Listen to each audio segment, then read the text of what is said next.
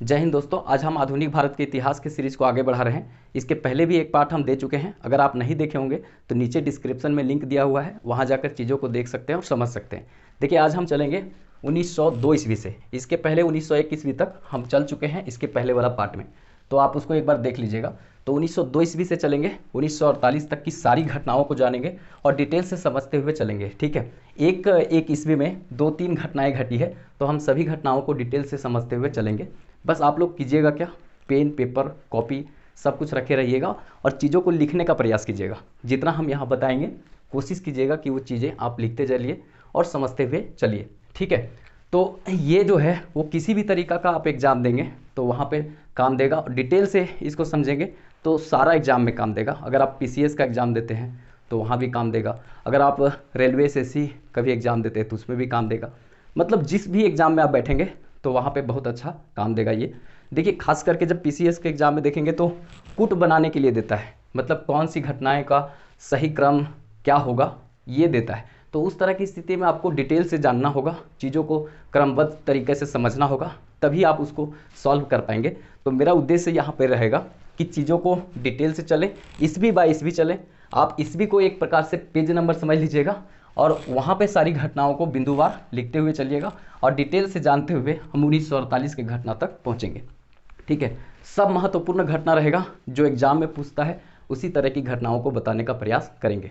ठीक है, तो देखिए सबसे पहले 1902 ईस्वी को चलते हैं। ठीक है, 1902 ईस्वी में क्या हुआ था? तो 1902 ईस्वी में पुलिस सुधार हेतु एक फ्रेजर आयोग का गठन किया गया था। पुलिस सुधार हेतु फ्रेजर आयोग का गठन 1902 ईस्वी में किया गया था। ठीक है, तो इसको थोड़ा सा आप ध्यान में रखिएगा। देखिए, जितने ज़्यादा रहेगा हम ज़्यादा बताएंगे। इधर की घटनाएं में थोड़ा ज़्यादा आपको मिलेगा, कहीं कहीं एक ही पॉइंट मिलेगा, कहीं बहुत ज़्यादा मिलेगा। थोड़ा कॉपरेट कीजिएगा, मेरा डिजिटल बोर्ड नहीं है, एक कॉमन बोर्ड ही है, लेकिन अगर आप लोग थोड़ा साथ दीजिएगा, कॉपरेट कीजिएगा तो अच्छा कंटेंट हम यहाँ आपको देंगे।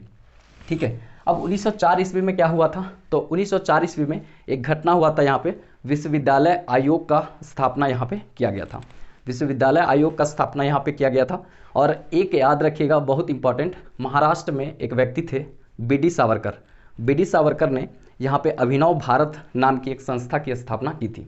तो अभिनव भारत नाम की संस्था की स्थापना 1904 ईस्वी में बीडी सावरकर ने किया था और एक विश्वविद्यालय आयोग का गठन यहाँ पे हुआ था।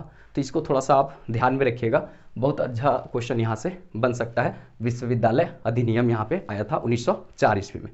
तो ये दो घटनाएं आपको आई होप यहाँ तक समझ में आ गया होगा। ठीक है, देखिए सब घटना बताते हुए हमको अभी काफ़ी टाइम लगेगा, लेकिन थोड़ा चलते चलिएगा साथ साथ में। देखिए 1905 ईस्वी का जब घटना का बात करें तो 1905 ईस्वी में सब लोग जानता है कि जब लॉर्ड कर्जन यहाँ पे आया था, तो लॉर्ड कर्जन ने सबसे पहले बंगाल को विभाजित कर दिया था। अब बंगाल को विभाजित किया था, उसका उद्देश्य तो स्पष्ट था कि भारत में फूट डालो और शासन करो का सिद्धांत था, लेकिन लोगों को वो बताया था कि यहाँ पे प्रशासनिक व्यवस्था जो बंगाल में है उसको स्थापित करने में पूरी तरीक़ा से दिक्कत होता है, क्योंकि क्षेत्र बड़ा हो जाता है। उस समय बिहार, उस समय मतलब उड़ीसा, उसका झारखंड का जो क्षेत्र है, बंगाल का पूरा क्षेत्र, फिर बांग्लादेश, पूरा एक साथ मर्ज था। तो उसने बताया था कि ये प्रशासनिक व्यवस्था जो है चलाने में थोड़ी दिक्कत होती है, इसीलिए हम कर क्या रहे हैं कि बंगाल को विभाजित कर दे रहे हैं। लेकिन उसका उद्देश्य वो नहीं था। कर्जन का उद्देश्य था कि बंगाल को विभाजित करना और लोगों को फूट डालो और यहाँ शासन करो की नीति को बढ़ावा देना, ये उद्देश्य था। तो इसने क्या किया था कि 20 जुलाई 1905 ईस्वी को मतलब ये निर्णय लिया था कि बंगाल को विभाजन किया जाएगा। लेकिन हुआ क्या कि बंगाल का विभाजन करने का जो निर्णय लिया गया कर्जन के द्वारा, तो फिर आगे जो हुआ इसका विरोध हुआ पूरी तरीका से। 7 अगस्त को विरोध पूरा तरीका से हुआ था 1905 ईस्वी में। ठीक है, 7 अगस्त को पूरी तरीका से यहाँ पे विरोध हुआ था। और उसके बाद अगर आप आगे जाएंगे तो पूरी तरीका से विभाजन जो है वो सफल हो गया था 16 अक्टूबर 1905 ईस्वी को। 16 अक्टूबर 1905 ईस्वी को विभाजन सफल हो गया, मतलब विभाजन कर दिया गया बंगाल को। ठीक है, तो मेरे कहने का मतलब 20 जो जुलाई है वहाँ पे क्या किया गया था, तो विभाजन करने का वो निर्णय लिया था कर्जन। उसके बाद 7 अगस्त को पूरी तरीका से विरोध हुआ और 16 अक्टूबर 1905 ईस्वी का मतलब ये विभाजन सफल हो गया और बंगाल को 2 भागों में बांट दिया गया था। तो ये 1905 की घटना है, थोड़ा सा इसको अच्छे से दिमाग में रखिएगा, बहुत बढ़िया क्वेश्चन यहाँ से पूछा जा सकता है। 1905 ईस्वी में एक घटना और हुआ था, एकदम लिखते भी चलिएगा।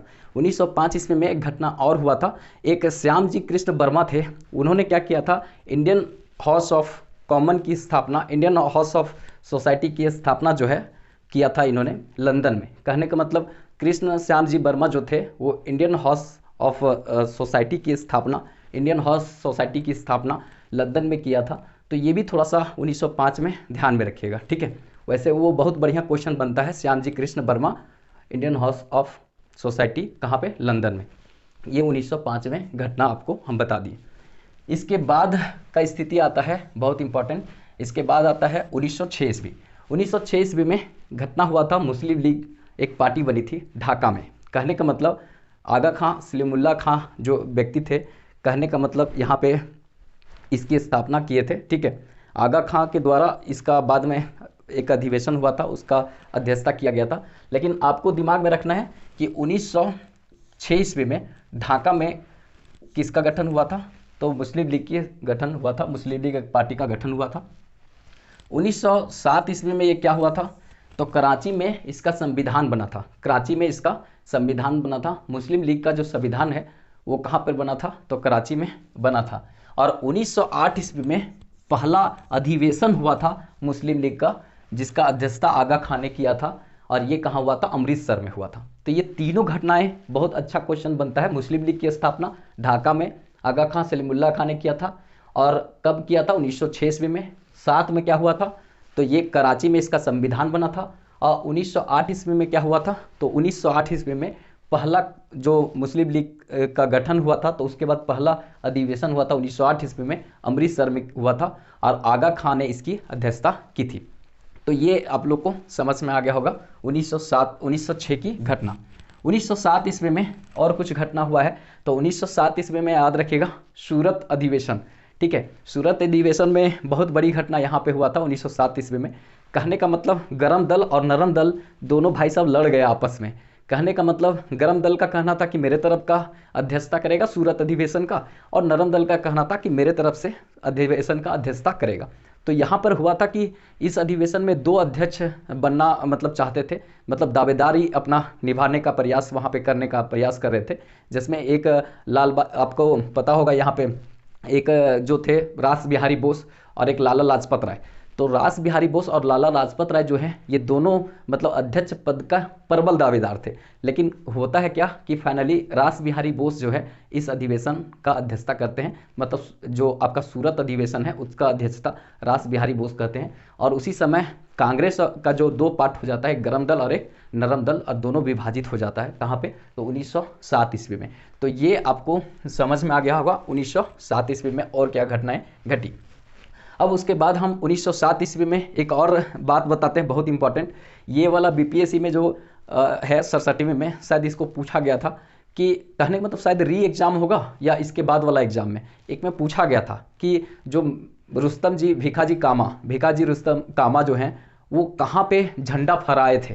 कहने का मतलब स्टुअर्ट गार्ड्स, ये जर्मनी में एक जगह है, वहाँ पे वो झंडा फहराए थे, ठीक है, भिखाजी कामा। तो भिखाजी कामा जो है एक पारसी थे, और ये आपको पता है दादा भाई नौरोजी उन्हीं की निजी सचिव के रूप में भी काम कर चुकी है। और ये क्या की थी, स्टुअर्ट गार्ड जो जर्मनी में है वहाँ पे झंडा फहराने का काम की थी। कहने का मतलब पहली बार कोई महिला जो है विदेश में मतलब भारत के तिरंगा को फहराई थी 1907 में, ठीक है। कहाँ पे, स्टुअर्ट गार्ड जर्मनी में। तो इसको भी थोड़ा सा दिमाग में रखिएगा क्योंकि यहाँ से बहुत अधिक अच्छा क्वेश्चन पूछा जा सकता है। इसको पूछा है एक दो बार, अच्छा क्वेश्चन पूछा है यहाँ से, तो इसको भी थोड़ा दिमाग में रखिएगा, ध्यान में रखिएगा। इसके बाद हम आते हैं 1908 ईस्वी में। 1908 ईस्वी में एक बहुत बड़ी घटना यहाँ पे हुई थी। खुदीराम बोस जो हैं वो सबसे कम उम्र के व्यक्ति हुए थे जो 15 साल के उम्र में मतलब फांसी की सज़ा पर चढ़ गए थे।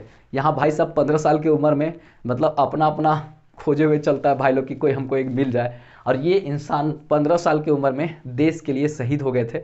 कहने का मतलब खुदीराम बोस हुआ था कि किंग्सफोर्ड का गाड़ी पर ये बम फेंकना चाह रहे थे, लेकिन गलती से वो कैनेडी के गाड़ी पर चला जाता है। मतलब किंग्सफोर्ड के गाड़ी पर बम फेंकना चाह रहे थे लेकिन वो कैनेडी के गाड़ी पर जाके गिर जाता है, जिससे क्या होता है कि दो महिला और उसकी बेटी का यहाँ पे निधन हो जाता है, मृत्यु हो जाता है। तो इसके कारण यहाँ पे दो व्यक्ति होते हैं, एक प्रफुल्ल चौकी और एक खुदीराम बोस। तो प्रफुल्ल चौकी और खुदीराम बोस ये घटना को अंजाम करते हैं। तो जब उन सबको पता चल जाता है कि किंग्सफोर्ड नहीं मरा है, कैंडी मर गया है और उसका रिलेशन मर गया है, तो फिर यहाँ पे प्रफुल्ल चौकी आत्महत्या कर लेते हैं। उनको पता रहता है कि अंग्रेज लोग फांसी दे देगा, तो वो क्या करते हैं कि आत्महत्या कर लेते हैं प्रफुल्ल चंद, ठीक है, प्रफुल्ल चौकी। और उसके बाद जो खुदीराम बोस होते हैं उनको पकड़ लिया जाता है और उनको क्या किया जाता है, तो फांसी की सज़ा दी जाती है। इस तरह से सबसे कम उम्र की फांसी की सज़ा पाने वाले खुदीराम बोस हुए। 15 साल की उम्र में खुदीराम बोस फांसी की सज़ा पर चढ़े थे। समझ सकते हैं आप, कहने का मतलब हम लोग से वो कितना कम उम्र में देश के लिए शहीद हो गए थे। तो ये आपका मतलब यहाँ पे 1908 की एक महत्वपूर्ण घटना हुई। कहने का मतलब बहुत एक दयनीय ये घटना हुआ था, ठीक है। अब उसके बाद 1909 ईस्वी चलते हैं। देखिए 1909 ईस्वी चलते हैं, इधर बड़ी बड़ी घटनाएं हैं, ठीक है। यहाँ पर अभी छोटा छोटा लग रहा होगा, लेकिन इधर बड़ी लंबा लंबा घटना चलेंगे। 1909 ईस्वी में देखेंगे तो आपको पता है कि मार्ले मिंटो एक्ट आया था, ठीक है। मार्ले मिंटो जो आया था वो सांप्रदायिकता के आधार पर मुस्लिम निर्वाचन के लिए मतलब एक अलग पृथक निर्वाचन मांग कर रहा था यहाँ पे। तो ये जो है ना मतलब पूरी तरीका से एक मैकडोनाल्ड करके अंग्रेज अधिकारी था, वो सांप्रदायिकता का जनक उसी को कहा जाता है। मतलब वो हर जगह पर संप्रदाय करता था, जाति भेद ये करने का काम करता था, तो सांप्रदायिकता का जनक उसी को मैकडोनाल्ड को कहते हैं, ये भी पूछता है। तो यहाँ पर मार्ले मिंटो एक्ट आया था, इसमें सांप्रदायिकता के आधार पर निर्वाचन की मांग कही गई थी कि मुस्लिम को पृथक निर्वाचन दे दिया जाए। तो ये यहाँ पे कही गई थी पूरी तरीका से। महात्मा गांधी बाद में आएंगे तो यहाँ पे आगे जाकर बहुत सारे काम करेंगे, लेकिन फिलहाल आप यहाँ पे ध्यान में रखिएगा ये मार्ले मिंटो एक्ट यहाँ पे आया था, ठीक है। उसके बाद हम आगे चलते हैं क्योंकि बहुत महत्वपूर्ण घटना रहेगा 1911 ईस्वी का। कहने का मतलब जो 1905 में घटनाएं घटी है उसी का कुछ रिएक्शन यहाँ पे आपको देखने को मिलेगा। कहने का मतलब 1905 ईस्वी में आप देखेंगे यहाँ पे बंगाल का जो विभाजन हुआ था, तो बाद में यहाँ पे 1911 ईस्वी में दिल्ली दरबार का आयोजन किया जाता है लॉर्ड हार्डिंग के समय में। अब दिल्ली दरबार का आयोजन जो लॉर्ड हार्डिंग के समय में किया जाता है, तो यहाँ पे होता क्या है कि जॉर्ज पंचम, ठीक है, यहाँ पे होता क्या है कि जॉर्ज पंचम और उसकी पत्नी मैरी ये दोनों पे यहाँ पे आते हैं। तो जॉर्ज पंचम और मैरी जो है दिल्ली दरबार में आते हैं। तो यहाँ पे हार्डिंग उस समय जो लॉर्ड हार्डिंग ये रहता है गवर्नर। तो वो इसका पूरी तरीका से गवर्नर नहीं बोलिए वाइसराय रहता है, क्योंकि 1857 की क्रांति के बाद गवर्नर जो है वो वाइसराय में बदल जाता है, ठीक है। तो 1911 ईस्वी में दिल्ली दरबार का आयोजन किया जाता है और होता क्या है कि ये दिल्ली दरबार में मतलब जॉर्ज पंचम और मैरी आती हैं और यहाँ पे हार्डिंग इसका मतलब नेतृत्व कर रहा होता है। तो यहाँ पे मांग की जाती है कि जो बंगाल का विभाजन 1905 में कर दिया गया है तो उसको हटा दिया जाए, उसको पूरी तरीका से ख़त्म किया जाए और उसके बाद बंगाल को अलग भाषा के आधार पर एक क्षेत्र अलग दर्जा दे दिया जाए। मतलब बंगाल को एक क्षेत्र के रूप में दर्जा दिया जाए बंगाली भाषा के आधार पर। और एक बात है, अगर करना ही है अलग इसको तो ऐसा किया जाए कि बिहार का क्षेत्र, उड़ीसा का क्षेत्र और जो झारखंड का क्षेत्र मिला हुआ है उस क्षेत्र को अलग कर दीजिए, क्योंकि वो क्षेत्र इससे बिल्कुल अलग है, तो उसको अलग कर दीजिए। तो इस तरह की मांग यहाँ पे की गई थी मतलब जॉर्ज पंचम से। बाद में कहने का मतलब इस मांग को माना भी गया, ठीक है। तो ये थोड़ा सा ध्यान में रखिएगा 1911 ईस्वी की घटना को, ठीक है। बंगाल विभाजन को रद्द करने की मांग की गई, दिल्ली को राजधानी बनाने का भी मांग यहाँ पे किया गया था। 12 में दिल्ली राजधानी बन जाएगा 1912 में, तो ये थोड़ा सा ध्यान में रखिएगा।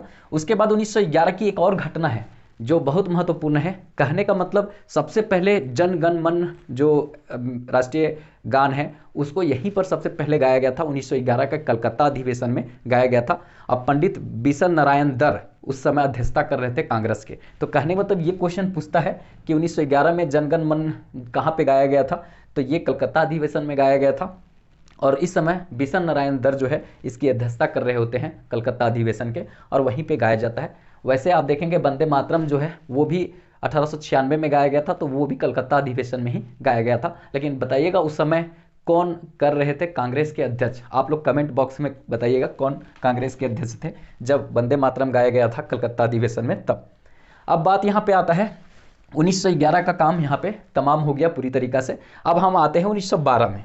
अब 1912 में यहाँ पे क्या हुआ है, देखिए अगर 1912 में देखेंगे तो जो दिल्ली का अलग तरीका से राजधानी क्षेत्र घोषित करने की बात कही गई थी 1911 में, तो यहाँ पे दिल्ली को राष्ट्रीय राजधानी क्षेत्र घोषित कर दिया जाता है और जो राजधानी कलकत्ता से दिल्ली हस्तांतरित हो जाता है। मतलब पहले भारत की राजधानी जो है कलकत्ता हुआ करता है, लेकिन 1912 ईस्वी के बाद ये कहाँ पे शिफ्ट हो जाता है, तो मतलब आपका दिल्ली में शिफ्ट हो जाता है। तो इसको थोड़ा सा दिमाग में रखिएगा, बहुत बढ़िया क्वेश्चन बन सकता है। फिर उसके बाद 1913 ईस्वी में देखेंगे तो 1913 ईस्वी में क्या हुआ था, तो 1913 ईस्वी में एक घटना हुआ था। यहाँ पे एक अमेरिका का सेंट फ्रांसिस्को जगह है, वहाँ पे गदर पार्टी की स्थापना मतलब किया गया था। मतलब आपको पता है लाला हरदयाल के द्वारा गदर पार्टी की स्थापना जो है वो 1913 ईस्वी में किया गया था। और कहने का मतलब सोहन सिंह भागनाथ एक व्यक्ति थे, वो गदर पार्टी के अध्यक्ष थे। मतलब गदर पार्टी के अध्यक्ष कौन बने, सोहन सिंह भागनाथ। और गठन किसने किया था, तो गठन किया था किसने, मतलब 1913 ईस्वी में तो आपका लाला हरदयाल ने। कहाँ पर किया था, सेंट फ्रांसिस्को कहाँ पे है, तो ये अमेरिका में है। तो इसको भी थोड़ा सा ध्यान में रखिएगा, बहुत अच्छा क्वेश्चन यहाँ से पूछा जाता है। गदर पार्टी जो है वो आपका एक पत्रिका भी निकाली थी। सबसे पहले जो गदर पार्टी पत्रिका निकाली थी वो निकाली थी उर्दू में, फिर उसके बाद गुरुमुखी लिपि में ये पत्रिका निकाली। तो इस तरह से भी थोड़ा ध्यान में रखिएगा, अच्छा क्वेश्चन यहाँ से बन सकता है। सोहन सिंह भागनाथ जो है वो इसके गदर पार्टी के अध्यक्ष थे। गदर वाला फिल्म तो आप लोग देखे ही होंगे, ठीक है, सनी देओल वाला। ठीक है, आगे देखते हैं 1904 ईस्वी। 1904 ईस्वी में एक घटना होता है, बहुत महत्वपूर्ण होता है, कामागाटा मारू हत्याकांड। ठीक है, कामागाटा मारू जो है वो एक बहुत महत्वपूर्ण घटना यहाँ पर होता है। एक गुरजीत सिंह नाम के व्यक्ति होते हैं, कहने का मतलब बाबा गुरदीप सिंह इनका नाम रहता है। तो एक जापानी जहाज को लेकर के, और ये मतलब लगभग 351 करके, ऐसे 351 करके लोग रहते हैं उसमें बैठे हुए। तो वो लेकर जहाज निकलते हैं, और निकलने के बाद हुबली जो जगह है कर्नाटक के साइड में उधर, तो वहाँ पे बजबज नाम के बंदरगाह के साइड में वो वहाँ पे उतरने का प्रयास करते हैं बाद में जहाज़ से। तो वहाँ पे अंग्रेज लोग जो है वो कुछ हाथापाई कर देते, कुछ मतलब उस सब के साथ जो मिल करके उसका चेक करने का काम करते। तो कुछ हथियार वहाँ से निकल जाता है, क्योंकि ये सब देश के लिए कुछ काम कर रहे थे। कहने का मतलब देश की आज़ादी के लिए कुछ काम करने वाले थे। लेकिन होता क्या है कि कुछ हाथापाई और कुछ आपस में झड़प हो जाता है, जिसके कारण लगभग 28 लोग जो है वो जहाज़ में मारे जाते हैं और बहुत सारे लोग घायल हो जाते हैं। लेकिन 28 लोग नहीं, 18 लोग मारे जाते हैं। तो 18 लोग जो है वो मारे जाते हैं उस जहाज़ में। तो ये घटना था। वैसे उस जहाज़ को जाना था कनाडा, लेकिन कनाडा की सरकार जो है उस समय वहाँ नहीं उतरने दी, फिर वो वापस आ गया था। बड़ी सारी घटनाएं हैं। तो 1914 ईस्वी में खाली याद रखिएगा एक कामागाटा मारू घटना हुआ था, जिसमें 18 यात्री जो है मारे गए थे, मतलब पूरी तरीक़ा से। ये बहुत महत्वपूर्ण घटना है, यहाँ पे इसको थोड़ा ध्यान में रखिएगा। उसके बाद हम आगे चलते हैं, क्योंकि आगे जो है वो अब यहाँ से डेट जो है थोड़ा ज़्यादा मिलेगा आपको। 1900 यहाँ पे देखेंगे 15 ईस्वी। 1915 ईस्वी में क्या हुआ था, तो 1915 ईस्वी में सबसे पहले हिंदू महासभा की स्थापना जो है एमएमएम ने किया था। एमएम ने मतलब कहने का मतलब मदन मोहन मालवीय ने कहा था। उनका वैसे 5 टाइम एम है उनके नाम में, कहने का मतलब महामानव मदन मोहन मालवीय। ठीक है, कहने का मतलब जो बनारस विश्वविद्यालय है उनमें भी इनका महत्वपूर्ण योगदान रहा था। 1916 में बनारस विश्वविद्यालय की स्थापना हुआ था, BHU। ठीक है, तो 1915 ईस्वी में मतलब हिंदू महासभा की स्थापना इन्होंने किया था मदन मोहन मालवीय ने। और महात्मा गांधी को मतलब महात्मा गांधी भी यहाँ पे आए थे, कहने का मतलब 9 जनवरी को। ठीक है, मतलब 9 जनवरी को जो है वो 1915 ईस्वी को महात्मा गांधी जो है वो इंडिया वापस आए थे। और इसीलिए प्रवासी भारतीय दिवस जो है वो 9 जनवरी को मनाया जाता है। इस बार प्रवासी भारतीय दिवस कहाँ मनाया गया, तो ये मध्य प्रदेश में मनाया गया। बढ़िया क्वेश्चन पूछ सकता है कि प्रवासी दिवस कहाँ मनाया गया, तो मध्य प्रदेश में मनाया गया। तो मेरे कहने का मतलब यहाँ हुआ कि ये 9 जनवरी को महात्मा गांधी आए, और जैसे महात्मा गांधी जब यहाँ इंडिया पहुँचे तो भाई साहब मतलब महात्मा गांधी को अंग्रेजों ने 1915 ईस्वी में केसर हिंद की उपाधि दे दी। और केसर हिंद की उपाधि इसलिए दिया था कि इस समय जो है वो दौर कब का था, तो 1914 से 1918 तक चलने वाला फर्स्ट विश्व युद्ध था। तो इसमें महात्मा गांधी का देने का उद्देश्य ये था मतलब केसर ये हिंद, कि महात्मा गांधी भारतीयों को ब्रिटिश के तरफ से मतलब लड़ाई में झोंकेंगे। इसी समय लोगों को नहीं समझ में आ रहा था कि महात्मा गांधी अंग्रेज की तरफ काम करने वाले हैं कि भारतीय लोगों की तरफ काम करेंगे, मतलब भारत के लिए करेंगे, देश के लिए करेंगे कि अंग्रेज के लिए करेंगे। ऐसा यहाँ पे लोग कंफ्यूज में हो गया था। लेकिन आगे जाके 1919 की कुछ घटनाएं स्पष्ट कर देती है कि महात्मा गांधी जो है वो पूरी तरीक़ा से अंग्रेजों को गाली दे देते हैं। उसके बाद महात्मा गांधी मूव करते हैं अपने तरफ में। वैसे पहले भी चंपारण सत्याग्रह, खेड़ा सत्याग्रह, ठीक है, अहमदाबाद मिल मजदूर, ये सब बताएगा कि भारत की तरफ से और अपने देश की तरफ से महात्मा गांधी लड़ रहे थे। ठीक है, महात्मा गांधी, गांधी नहीं, महात्मा अंग्रेज लोग गांधी बोलता है। ठीक है, तो हो गया, क्लियर है। तो ये 1915 ईस्वी की दो बड़ी घटनाएं हुई, यहाँ पे आप लोग को समझ में आ गया होगा 1915 की घटनाएं। अब 1916 की घटनाएं आते हैं। देखिए 1916 ईस्वी में क्या हुआ था, तो 1916 ईस्वी में महत्वपूर्ण एक घटना हुआ था कि यहाँ पे देखा जाए तो एक काम यहाँ पे बहुत महत्वपूर्ण हुआ था, जो हम कहते हैं होम रूल लीग आंदोलन। होम रूल लीग आंदोलन जो है, कहने का मतलब ब्रिटिश जो है हमारे ऊपर में तो राज्य कर रहे थे, लेकिन कहना था ये आयरलैंड के सिद्धांत पे आया था। एक आयरिश महिला थी, मतलब एनी बेसेंट, वो इस कॉन्सेप्ट को लाई थी। कहने का मतलब है कि वहाँ पे आयरलैंड में ये जो है पूरी तरीका से सफल रहा था, तो वो चाहती थी कि भारत में भी ये सफल हो, तो वो आयरिश महिला लेकर आई थी इस कॉन्सेप्ट को। वैसे इसके पहले जो है, कहने का मतलब महाराष्ट्र के क्षेत्र में आप जानते होंगे बाल गंगाधर तिलक, वो महाराष्ट्र के क्षेत्र में मतलब होम रूल लीग आंदोलन को चला रहे थे। उसमें एक्चुअली में क्या होता है होम रूल लीग आंदोलन, कि अपने घर के अंदर का जो है सब कुछ सुधार करना, जैसे शिक्षा सुधार करना, खाने पीने की व्यवस्था अच्छा करना, रहन सहन को ठीक करना, व्यवहार को ठीक करना, अपना होम, अपने घर के अंदर की सारी व्यवस्था को ठीक करना। वैसे गुलाम तो थे, लेकिन अंदर की सारी व्यवस्था, आपसी मिलजुल कर रहना, आपस में एकजुटता के साथ रहना, ये था होम रूल लीग आंदोलन। तो ये प्रयास जो है एनी बेसेंट ने कहा था कि जिससे कि ये प्रयास से कोई हमको गिरफ्तार करके जेल भी नहीं ले जा पाएगा। तो मेरे कहने का मतलब 1916 में ये प्रयास जो है महाराष्ट्र के क्षेत्र में कर रहे थे कौन, तो बाल गंगाधर तिलक। और एनी बेसेंट जो है वो कहाँ पे कर रही थी, तो एनी बेसेंट मद्रास के क्षेत्र में, चेन्नई के क्षेत्र में कर रही थी। अब इसके लिए जो इन्होंने पत्रिका जारी किया था, जैसे महाराष्ट्र के क्षेत्र में कर रहे थे बाल गंगाधर तिलक, तो इनकी पत्रिका था मराठी और एक था केसरी। तो केसरी मराठी भाषा में था और मराठा जो था वो अंग्रेजी भाषा में था। इसी तरह से एनी बेसेंट का था न्यू इंडिया। देखिए अंग इंडिया महात्मा गांधी का है, लेकिन न्यू इंडिया जो है एनी बेसेंट का है। तो न्यू इंडिया और एक कॉमनवेल्थ, इनका दो पत्रिका था। इसके माध्यम से होम रूल लीग आंदोलन को आगे बढ़ा रहे थे। देखिएगा आगे जाकर एनी बेसेंट जो है महात्मा गांधी को राजनीतिक बच्चा तक कह देगी। ये मतलब आयरिश महिला थी, बहुत तेज तरार थी। ठीक है, और 1917 ईस्वी में ये आगे जाकर करेगी कांग्रेस का मतलब अधिवेशन का अध्यक्षता भी ये करेगी।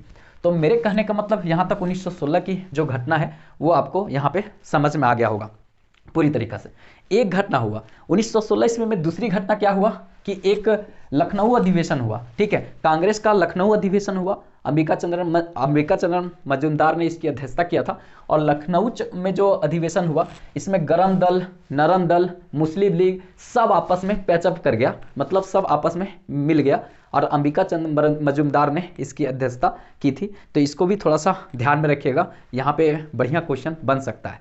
1916 ईस्वी में एक घटना और क्या हुआ था कि महात्मा गांधी जो है वो जब भारत आए थे तो साबरमती आश्रम का यहाँ पे स्थापना किया था महात्मा गांधी ने। तो ये भी याद रखिएगा, साबरमती आश्रम की स्थापना 1916 ईस्वी में यहाँ पे महात्मा गांधी ने किया था। और ये जो है अभी सत्याग्रह आश्रम के नाम से ये जाना जाता है, साबरमती आश्रम, जिसको महात्मा गांधी ने स्थापना किया था। तो 1916 की ये घटना आप देख लीजिएगा। कहने का मतलब देखिए हम ज़्यादा एक चीज़ को रिपीट नहीं करेंगे क्योंकि बहुत लंबा हो जाएगा। इतना कम भले डेट है लेकिन लंबा हो जाएगा, क्योंकि दो दो तीन तीन घटना एक जगह पर, दो जगह पर आपको चार चार घटनाएं मिलेगी। हमको सब कुछ करते हुए चलना है, इसीलिए थोड़ा सा हम ये रिवीजन सीरीज के पर्पज से चलेंगे। वैसे एक एक चीज़ को डिटेल से जब पढ़ेंगे तो आपको सब कुछ समझ में आएगा, लेकिन फिलहाल जो है वो हम क्या करेंगे कि एक एक घटना को डिटेल से ना चल करके अभी हम बेसिक कॉन्सेप्ट जो है वो पूरी तरीका से चलते चलेंगे और समझते चलेंगे। 1917 ईस्वी में क्या होता है, तो अब 1917 ईस्वी में आ जाते हैं। तो 1917 ईस्वी में मतलब एनी बेसेंट जो है वो कलकत्ता अधिवेशन में, मतलब पहला अधिवेशन इसका रहता है जिसमें कोई महिला जो है वो अध्यक्षता करती है।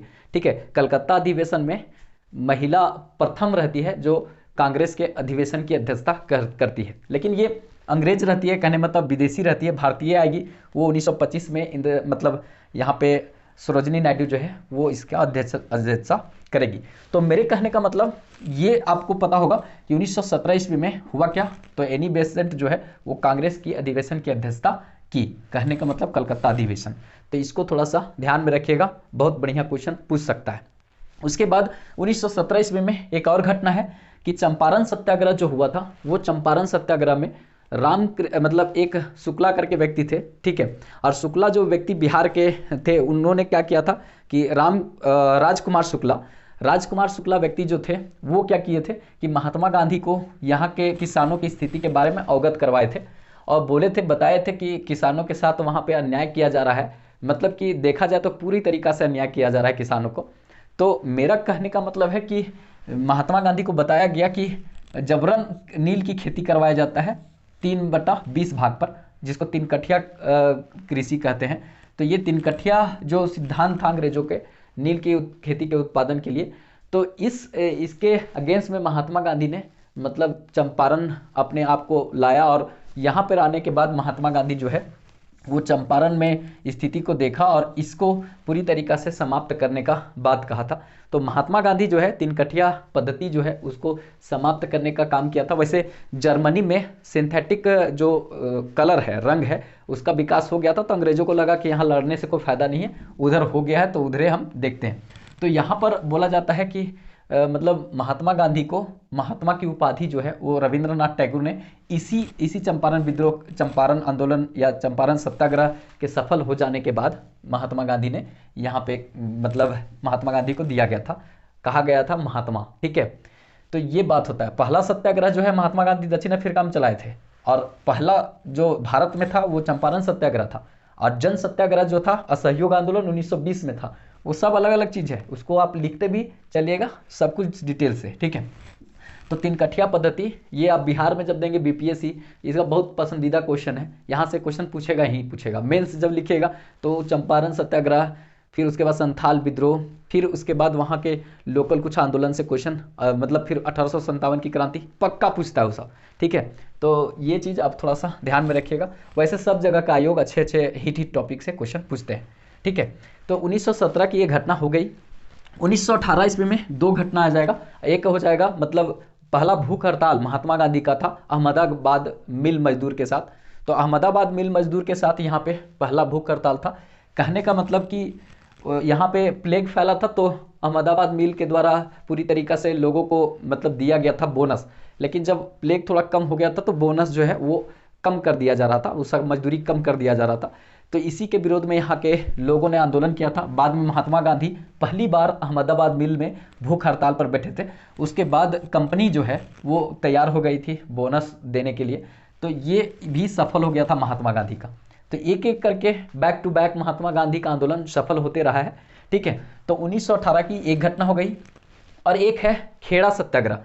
खेड़ा सत्याग्रह जो है वो भी मतलब यहाँ पे हुआ था, मुंबई के क्षेत्र में खेड़ा आंदोलन था, ये किसानों से संबंधित था।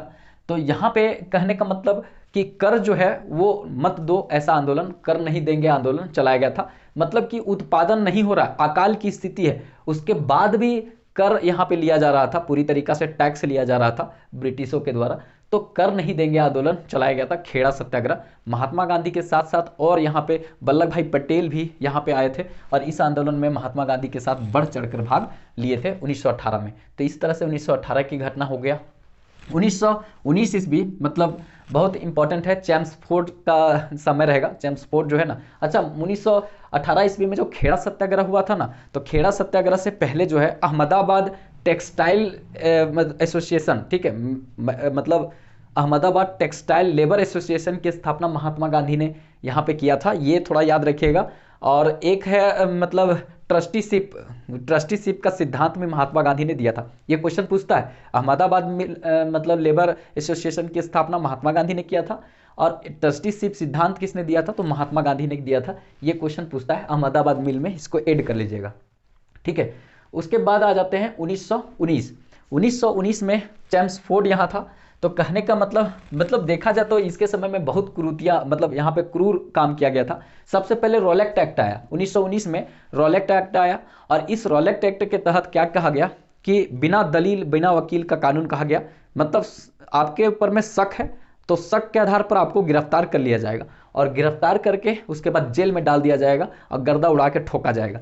कहने का मतलब ये सिद्धांत था रॉलेक्ट एक्ट। इसके विरोध में क्या हुआ कि आगे जाकर मतलब इसका पूरा विरोध किया गया था, मतलब लेकिन कोई काम का ये नहीं रहा था। इसके ऊपर में हुआ क्या कि 1919 में इसी के विरोध में देखा जाए तो जालियांवाला बाग भी हत्याकांड हो गया था। अगर देखा जाए तो यहाँ पे हुआ क्या था कि 1919 में सत्यपाल मलिक और एक है मतलब सैफुद्दीन किचलू, पंजाब के क्षेत्र में ये 2 महान लीडर थे, सैफुद्दीन किचलू और सत्यपाल मलिक, ये जो दोनों व्यक्ति थे 1919 ईस्वी में हुआ क्या कि 1919 ईस्वी में इनको गिरफ्तार कर लिया गया था इसी रॉलेट एक्ट के सिद्धांत के ऊपर में।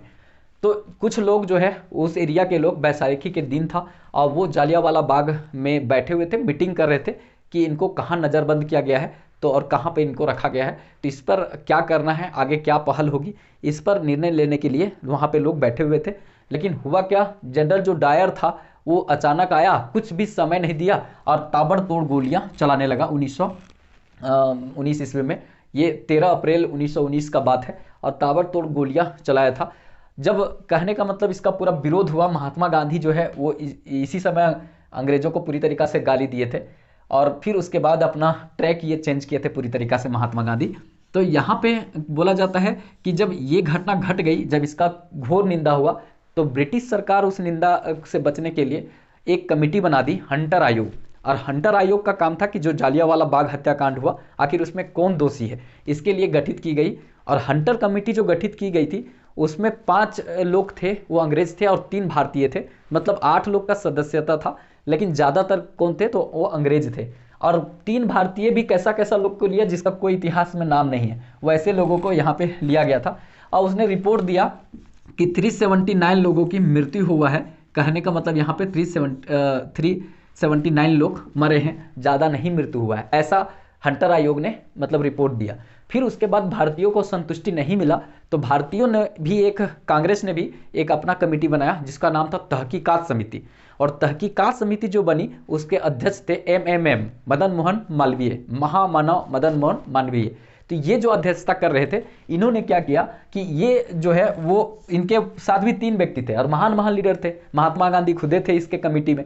इनके साथ 3 सदस्य थे, एक मदन मोहन मालवीय, एक आपका महात्मा गांधी, एक जवाहरलाल नेहरू, ये 3 व्यक्ति थे। इन्होंने रिपोर्ट दिया, कहने का मतलब कि 1000 लोग की मृत्यु हुआ है, मतलब 1000 लोग की यहाँ पे मृत्यु हुआ है, 1000 लोग जालियांवाला बाग हत्याकांड में मारे गए हैं। तो ये यहाँ पे कहा गया था पूरी तरीका से, तो ये थोड़ा सा दिमाग में रखेंगे। आगे महात्मा गांधी जो है केसर हिंद की उपाधि, फिर उसके बाद जमनालाल बजाज जो है वो अगर आप देखेंगे राय बहादुर की उपाधि, मतलब इस तरह से बहुत है, नाइटहुड की उपाधि रविंद्रनाथ टैगोर ने मतलब आगे 1920 ईस्वी में लौटा दी थी। और ये कहकर कि जालियांवाला बाग हत्याकांड बहुत क्रूर घटना हुई है, इसी के हम विरोध में इसको यहाँ पे त्यागते हैं इस पद को। ये सब चीज़ है जो यहाँ पर इम्पोर्टेंट था 1919 ईस्वी का। ये 2 घटनाएं बड़ी घटनाएं हुई, ठीक है। देखिए जानने का बहुत बड़ी बड़ी चीज़ें हैं, लेकिन हम पूरा तरीका से सारा डेट हमको करना है, इसीलिए थोड़ा फास्ट में चलेंगे। एक एक चीज़ को डिटेल से जब इंडिविजुअली क्लास चलेंगे इतिहास का तो पूरा हम डिटेल से चलेंगे, लेकिन फिलहाल अभी जो है वो हम डिटेल से नहीं चल करके हम मेन मुद्दे को बात करते हुए आगे निकलेंगे, जिससे आपका क्वेश्चन जो है मैक्सिमम धरा जाए, नहीं समझे, ठीक है। तो अब यहाँ पे आ जाते हैं 1920।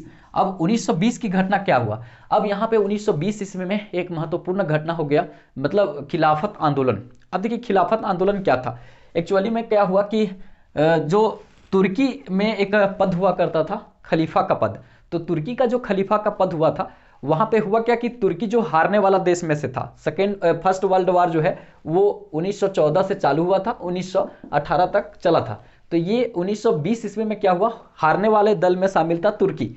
तो तुर्की को जैसे तैसे, आप देखेंगे इतिहास को अगर अच्छे से देखिएगा, तुर्की को जैसे तैसे बांट काट पीट दिया, ठीक है। तो इस्लामिक स्टेट का जो मेन होता है खलीफा होता है, जिसको बोला जाता है पैगंबर का उत्तराधिकारी, तो वो यही तुर्की क्षेत्र में रहता था। तो उसका पूरा लैंड एरिया सब छीन लिया गया था और उसके बाद क्या किया गया था कि तुर्की का जो क्षेत्र में खलीफा होता है उसका पद को हटा दिया गया था। तो मुस्लिम राष्ट्र होते हैं, जो इस्लामिक राष्ट्र होते हैं, इसका पूरी तरीक़ा से विरोध किए और विरोध करने के बाद इसका विरोध जो है इंडिया में भी हुआ था, ठीक है। अली बंधु जो है इसका यहाँ पे नेतृत्व कर रहे थे, अली बंधु। लेकिन कहने का मतलब यहाँ पे महात्मा गांधी आगे आ गए। महात्मा गांधी जो है इसके पहले जो यहाँ पर घटना हुआ था, मतलब जालियांवाला बाग हत्याकांड, उससे बहुत मतलब दुखी थे और अंग्रेजों की स्थिति को और अंग्रेजों का कंडीशन को समझ लिए थे। तो महात्मा गांधी ने यहाँ पर एक चाल खेला और महात्मा गांधी जो है खिलाफत आंदोलन के प्रमुख बन गए। मतलब महात्मा गांधी के अध्यक्षता में खिलाफत आंदोलन हो रहा था और ये महात्मा गांधी का सोच था कि अगर मुस्लिम का हम आंदोलन में साथ देंगे हम भारतीय, तो मुस्लिम भी हमारे साथ आएंगे और इससे क्या होगा कि एकजुटता के साथ हम देश को आज़ाद करेंगे। ये ब्रिटिश लोगों के साथ, मतलब ब्रिटिश लोगों के अगेंस्ट हम लोग खड़ा हो पाएंगे, मतलब ब्रिटिश से लड़ पाएंगे हम एकजुटता के साथ में। ये महात्मा गांधी का सोच था, इसीलिए खिलाफत आंदोलन में महात्मा गांधी जो है वो अध्यक्षता किए थे।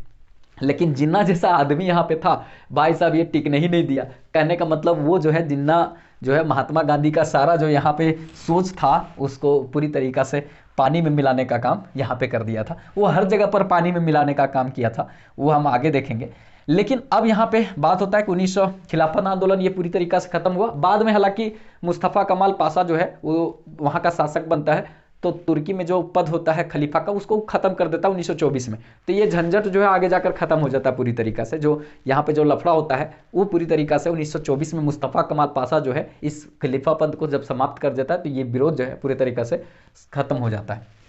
1920 ईस्वी में एक होता है असहयोग आंदोलन। इसी में मुस्लिमों को साथ लेने के लिए महात्मा गांधी जो है वो यहाँ पे मतलब खिलाफत आंदोलन में अध्यक्षता किए थे।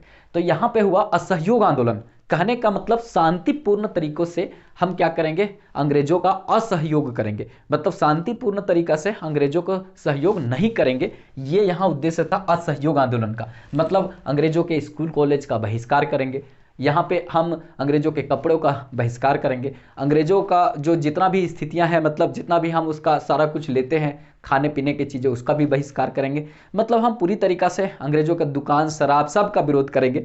ये यहाँ पर उद्देश्य था, सरकारी नौकरी का विरोध करेंगे। ये पूरी तरीक़ा से 1920 ईस्वी में कि मतलब यहाँ पे असहयोग आंदोलन में करने का प्रयास किया गया था। और ये जो है आपको चित्तरंजन दास है वो यहाँ पे शुरू में इसका विरोध कर रहे थे, लेकिन नागपुर अधिवेशन में खुदे चित्तरंजन दास जो है वो इसको पास किए थे असहयोग आंदोलन को। और असहयोग आंदोलन अगर देखा जाए ना तो 1 अगस्त को चालू हुआ था, 1 अगस्त को यहाँ पे चालू हुआ था 1920 ईस्वी में। और 1920 नहीं, मतलब हाँ 1920 ईस्वी में चालू हुआ था। अब इसी समय मतलब बाल गंगाधर तिलक की मृत्यु हो जाता है। मतलब कहने का मतलब महान लीडर, अशांति का जनक बाल गंगाधर तिलक, ठीक है। तो कहने का मतलब उनका निधन हो जाता है, उनका मृत्यु हो जाता है। इसी समय तिलक फंड की स्थापना होता है, ठीक है। यहाँ पे तिलक फंड की स्थापना होता है और तिलक फंड का जब स्थापना हो जाता है तो 1 करोड़ रुपया उस समय तिलक फंड में जमा हो जाता है। 1 करोड़ रुपया तिलक फंड में जमा होता है और उसी से चरखा खरीदा जाता है और सबको बोला जाता है कि चरखा लो, मतलब कपड़ा बनाओ और उसको खादी कपड़ा पहनो, विदेशी कपड़ा का बहिष्कार करो। ये यहाँ पे किया जाता है, तो इसको थोड़ा सा ध्यान में रखेंगे। लेकिन क्या होता है कि 1920 के बाद 1922 ईस्वी में मतलब एक 5 फरवरी 1922 ईस्वी का एक दिन होता है जो थोड़ा सा यहाँ पे दिक्कत हो जाता है, ये कि चौरा चौरी हत्याकांड हो जाता है 5 फरवरी 1922 ईस्वी को। 5 फरवरी 1922 ईस्वी को, 2022 नहीं 1922 ईस्वी को क्या होता है कि यहाँ पे चौरा चौरी हत्याकांड हो जाता है। यहाँ पे लगभग 1,000 लोग जमा होते हैं और वहाँ पर एक पुलिस स्टेशन होता है। तो पुलिस स्टेशन में मतलब कुछ पुलिस रहते हैं और वहाँ 1,000 लोग जमा रहते हैं बाहर में।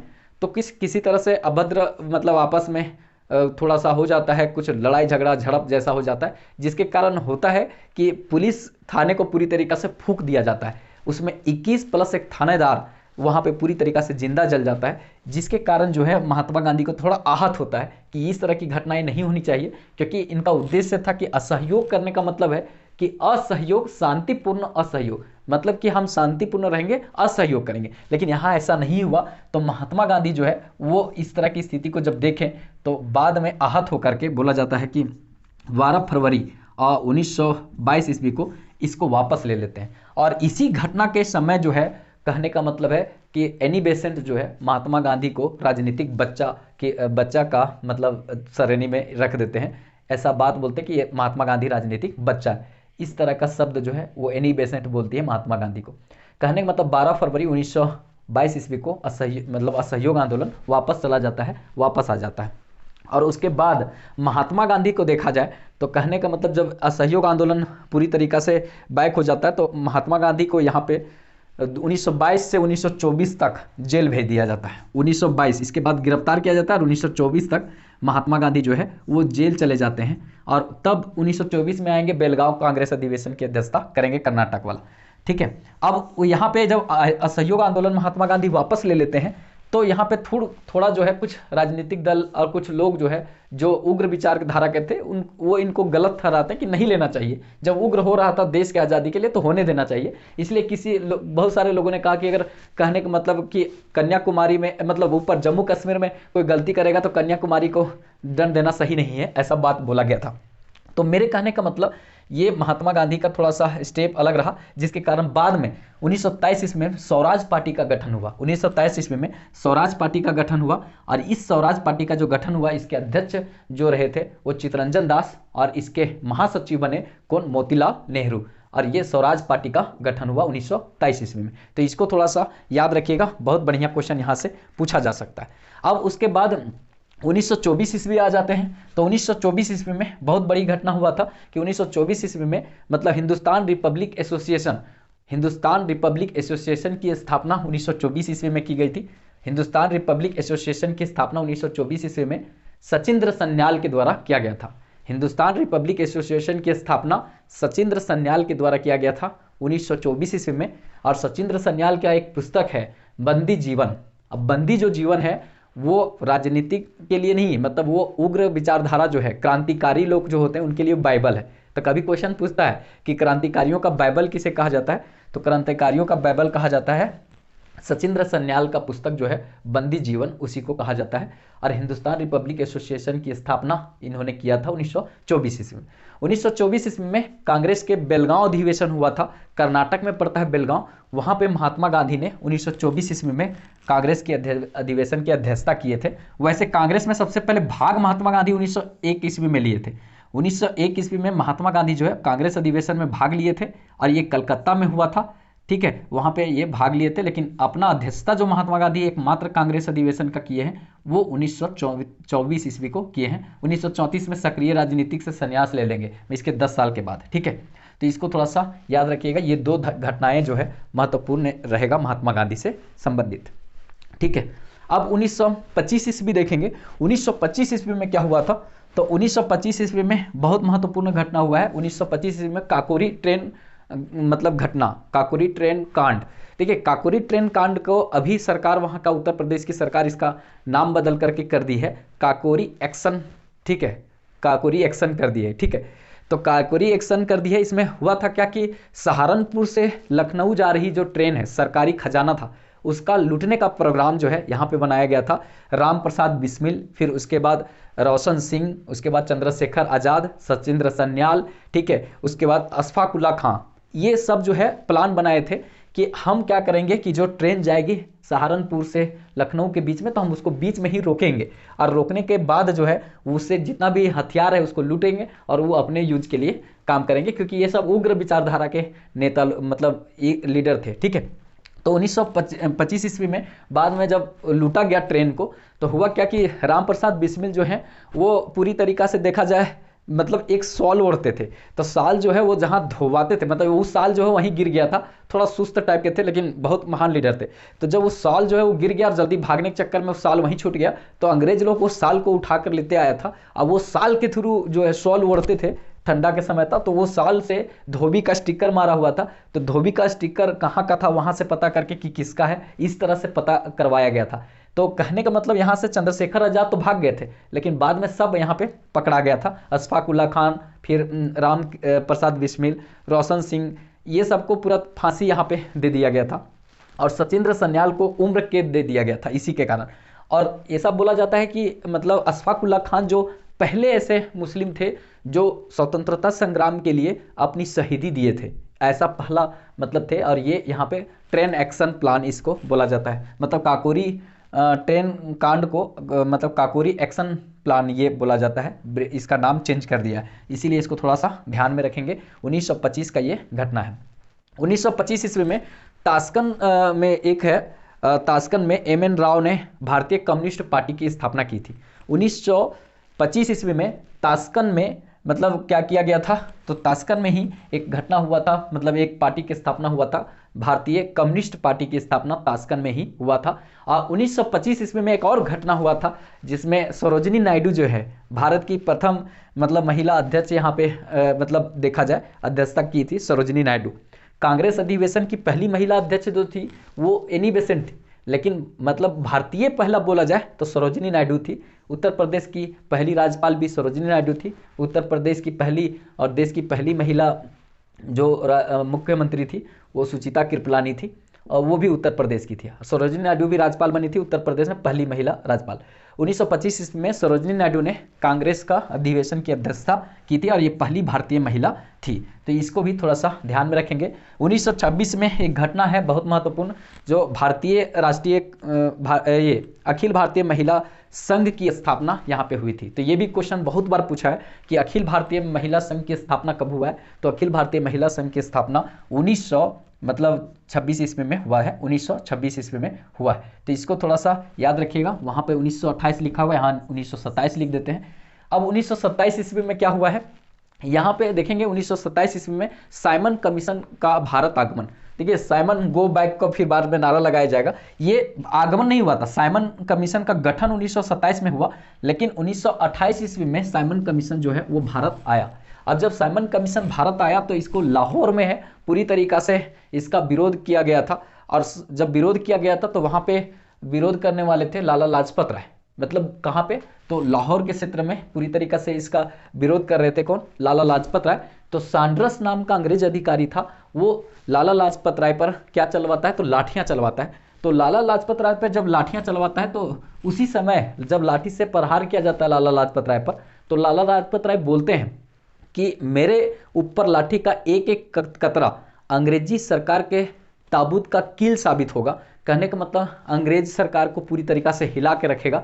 बाद में वही लाठी प्रहार से इनका मृत्यु हो जाता है, लाला लाजपत राय का मृत्यु हो जाता है 1928 ईस्वी में, ये सैंडर्स के मारने से। तो इस तरह से मतलब यहाँ पे एक महान योद्धा जो क्रांतिकारी में से शामिल थे, उनका यहाँ पे निधन हो जाता है। तो ये बहुत एक घटना, बड़ी घटना यहाँ पे 1928 ईस्वी में घट जाती है। अब 1928 ईस्वी में ही एक और घटना होता है, नेहरू रिपोर्ट आता है। और नेहरू रिपोर्ट जो है वो कहने का मतलब एक बर्कन नाम के अंग्रेज अधिकारी रहता है, उसका कहना रहता है कि भारतीय लोग ना नहीं बना पाएगा संविधान, हम लिख के देते भारतीय नहीं बना पाएगा। बर्कनेट जो था वो ऐसा बोलता है। तो ये इसको चैलेंज को एक्सेप्ट करके, और जो जवाहरलाल नेहरू है उनके पिताजी मोतीलाल नेहरू एक नेहरू रिपोर्ट यहाँ पे बनाते हैं, और 1928 ईस्वी में मतलब बर्कन को जाकर नेहरू रिपोर्ट सौंपने का काम करते हैं। ठीक है, 1928 ईस्वी में एक और बड़ी घटना हो जाती है। 1928 ईस्वी में 3-4 घटना जो महत्वपूर्ण है। 1928 ईस्वी में एक घटना होता है कि यहाँ पे देखा जाए तो एक बारदोली सत्याग्रह होता है। बारदोली सत्याग्रह गुजरात के क्षेत्र में होता है। एक्चुअली में होता है यहाँ पे क्या है कि किसानों से मतलब बहुत ज़्यादा टैक्स लिया जाता है। तो टैक्स बहुत ज़्यादा लेते हैं, तो यहाँ पे आते हैं वल्लभ भाई पटेल। अब भाई साहब वल्लभ भाई पटेल के साथ महात्मा गांधी भी आ जाते हैं। तो होता क्या है कि यहाँ सीधे कहा जाता है कि कर मत दीजिए, नहीं देना है कर। करने मतलब कि कर मांगे तो देना ही नहीं है, इतना इतना कर कौन देगा। तो कहने का मतलब 1928 ईस्वी में बारदोली सत्याग्रह होता है। तो होता क्या है कि अंग्रेज लोग यहाँ पे जो 22% के आसपास में जो कर रखे हुए थे, इनको घटाकर 6.25 करना पड़ता है, 6.25% करना पड़ता है कर। तो यहाँ की महिलाएं लोग जो है पूरी तरीका से खुश हो जाती है कि जो बात नहीं मान रहा था हम लोग से, अब यहाँ से मतलब यहाँ पे जो वल्लभ भाई पटेल से मान गया। तो कहने का मतलब पहले नाम वल्लभ भाई पटेल था, लेकिन सरदार वल्लभ भाई पटेल नाम इसी आंदोलन के बाद पड़ा है। कहने का मतलब बोला जाता कि वो तो कर को कम करके निकल लिए, कहने का मतलब कर को कम करके निकल गए, और उसके बाद पीछे रहे महात्मा गांधी। तो महात्मा गांधी को बारदोली की महिलाओं ने बुलाया कि थोड़ा सुना, कहने मतलब यहाँ पे तो सुनिए। तो वहाँ पे आए, उन्होंने कहा, महिलाओं ने कहा महात्मा गांधी को कि देखिए वो सरदार हैं, कहने का मतलब हम लोग का सरदार हैं, जो हम नहीं कर पाए वो कर दिए, कम करा दिए। खुशी से महिलाओं ने उनको सरदार कहा था, किनके पास, महात्मा गांधी के पास। महात्मा गांधी उनको कहे सरदार वल्लभ भाई पटेल को कि देखिए यहाँ की महिलाओं लोग जो है वो आपको क्या बोल रहे हैं, सरदार बोल रहे हैं, मतलब यहाँ की महिलाओं लोग आपको सरदार बोल रहे हैं, मतलब सरदार की उपाधि दे रहे हैं। तो महात्मा गांधी ने बारदोली की महिलाओं की तरफ से सरदार की उपाधि जो है वो दिए थे, किसको, मतलब सरदार वल्लभ भाई पटेल को। ठीक है, ये आप थोड़ा सा दिमाग में रखिएगा, ये बारदोली सत्याग्रह के समय में ही दिया गया था। 22% जो टैक्स था वो 6.25% हो गया था, इसको थोड़ा सा ध्यान में रखेंगे। 1928 की ये महत्वपूर्ण घटना है। ठीक है, ये थोड़ा सा दिमाग में रखना है।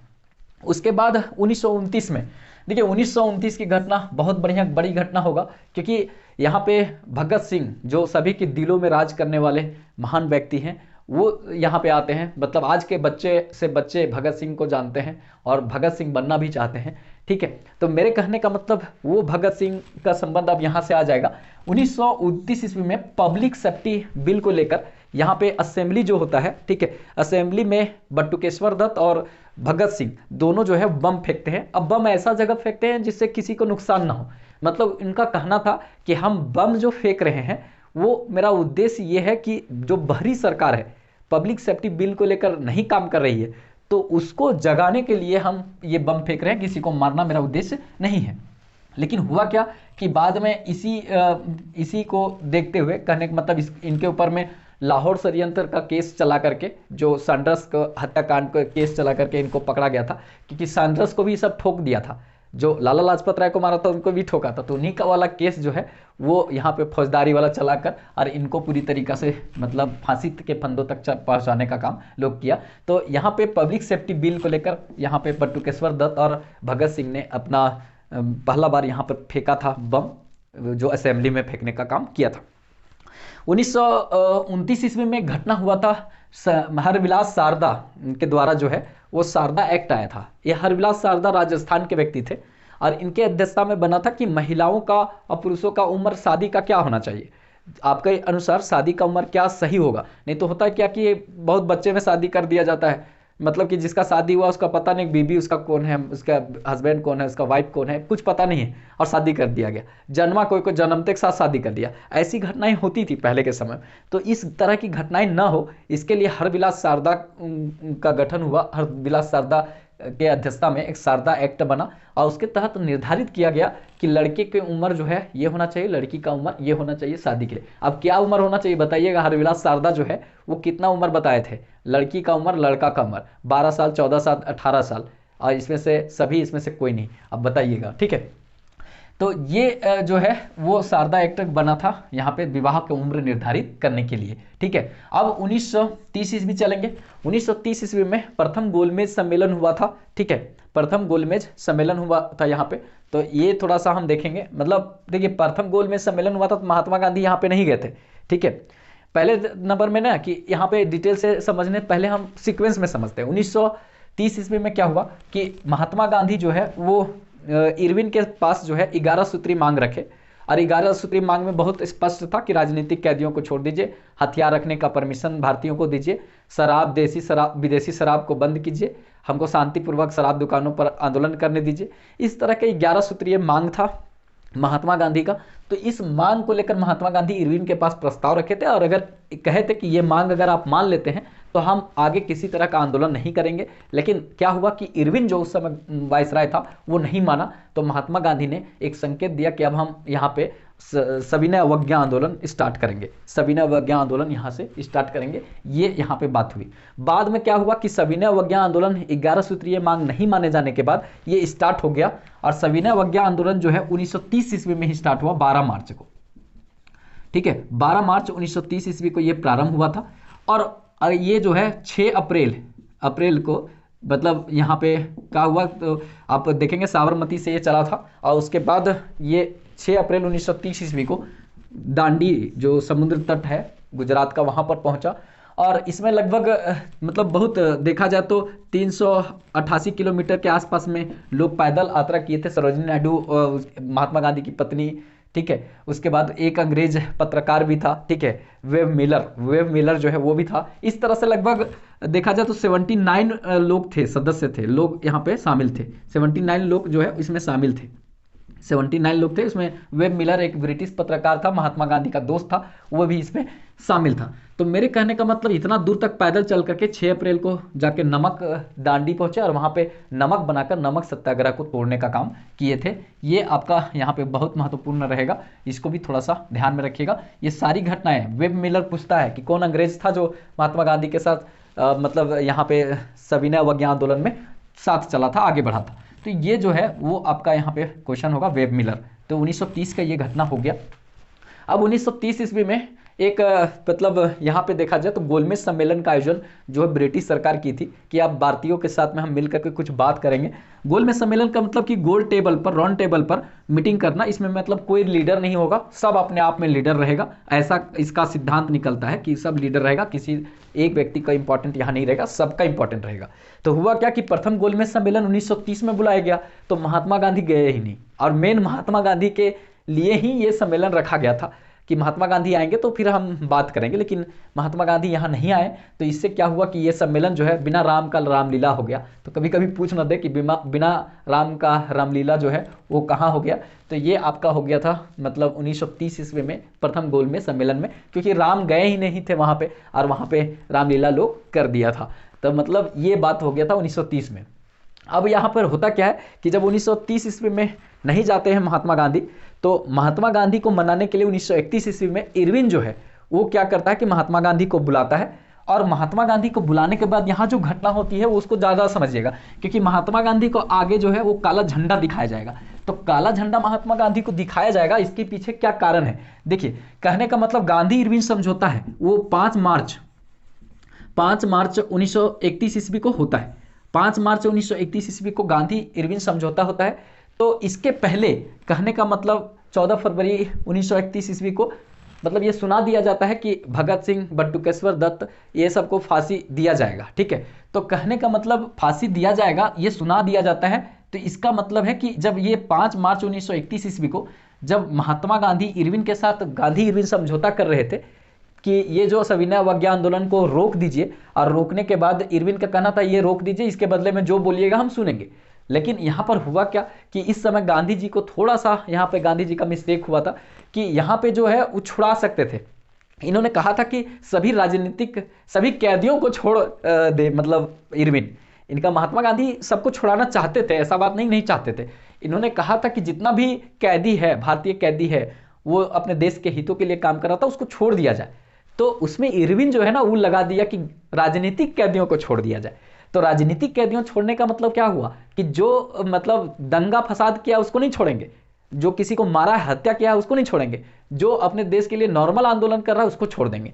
तो राजनीतिक कैदी जो है वो लगा दिया इरविन, तो राजनीतिक कैदियों को छोड़ देंगे, ये बात यहाँ पे महात्मा गांधी के द्वारा कहा गया। वैसे महात्मा गांधी कैदी बोले थे, लेकिन राजनीतिक लगा के समझिए वो कर दिया इरविन। तो इस समय चाहते तो महात्मा गांधी अपने हठधर्मिता पर आ जाते, तो यहाँ पे छोड़ना पड़ता बटुकेश्वर दत्त और ये जो है भगत सिंह, ठीक है, राजगुरु, इनको छोड़ना पड़ता। लेकिन क्या है कि यहाँ पे उस तरह का स्थिति में महात्मा गांधी नहीं रहे, मतलब महात्मा गांधी ये नहीं कर पाए। हुआ क्या कि अगर आप देखा जाए तो 23 मार्च, ठीक है, 23 मार्च 1931 ईस्वी को पूरी तरीका से यहाँ पे फांसी की सजा सुना दी जाती है। किसका? तो फांसी का फंदा पर लटका दिया जाता है। किनको? तो ये मतलब बटुकेश्वर दत्त, भगत सिंह, ठीक है, राजगुरु को यहाँ पे फांसी की फंदे पर लटका दिया जाता है 23 मार्च 1931 को। तो ये जो 31 है, 23 मार्च 1931 के बाद एक डेट आता है 31 मार्च 1931। तो 31 मार्च 1931 ईस्वी को एक क्षेत्र कराची में मतलब अब वल्लभ भाई पटेल के अध्यक्षता में एक कांग्रेस का अधिवेशन होता है। तो इस कांग्रेस के अधिवेशन में जब महात्मा गांधी जाते हैं तो महात्मा गांधी को काला झंडा दिखाया जाता है। तो कराची में महात्मा गांधी को मतलब यहाँ पे काला झंडा दिखाया जाता है 1931 ईस्वी में 31 मार्च 19 को, क्योंकि ये घटना इसलिए था क्योंकि यहाँ चाहते तो छुड़ा सकते थे, लेकिन यहाँ महान लीडर का पूरा फांसी हो गया था, 3 महान लीडरों का फांसी हो गया था। इसीलिए महात्मा गांधी को यहाँ पे जो कराची में अधिवेशन हुआ था, मतलब जिसका अध्यक्षता किए थे कौन, तो वल्लभ भाई पटेल किए थे, तो वहाँ पे महात्मा गांधी को दिखाया गया था का काला झंडा। ये थोड़ा सा यहाँ पे कहानी था, इसको हम समझा दिए आपको, आई होप समझ में आ गया होगा। अब यहाँ पे आ जाते हैं। अब देखिए 1931 ईस्वी में जब इस तरह की बात हुआ, कुछ बातें मान लिया इरविन, तो 1931 ईस्वी में दूसरा गोलमेज सम्मेलन हुआ। तो दूसरा गोलमेज सम्मेलन में महात्मा गांधी भाग लेने के लिए गए, अपने कांग्रेस की तरफ से ये नेतृत्व करने गए।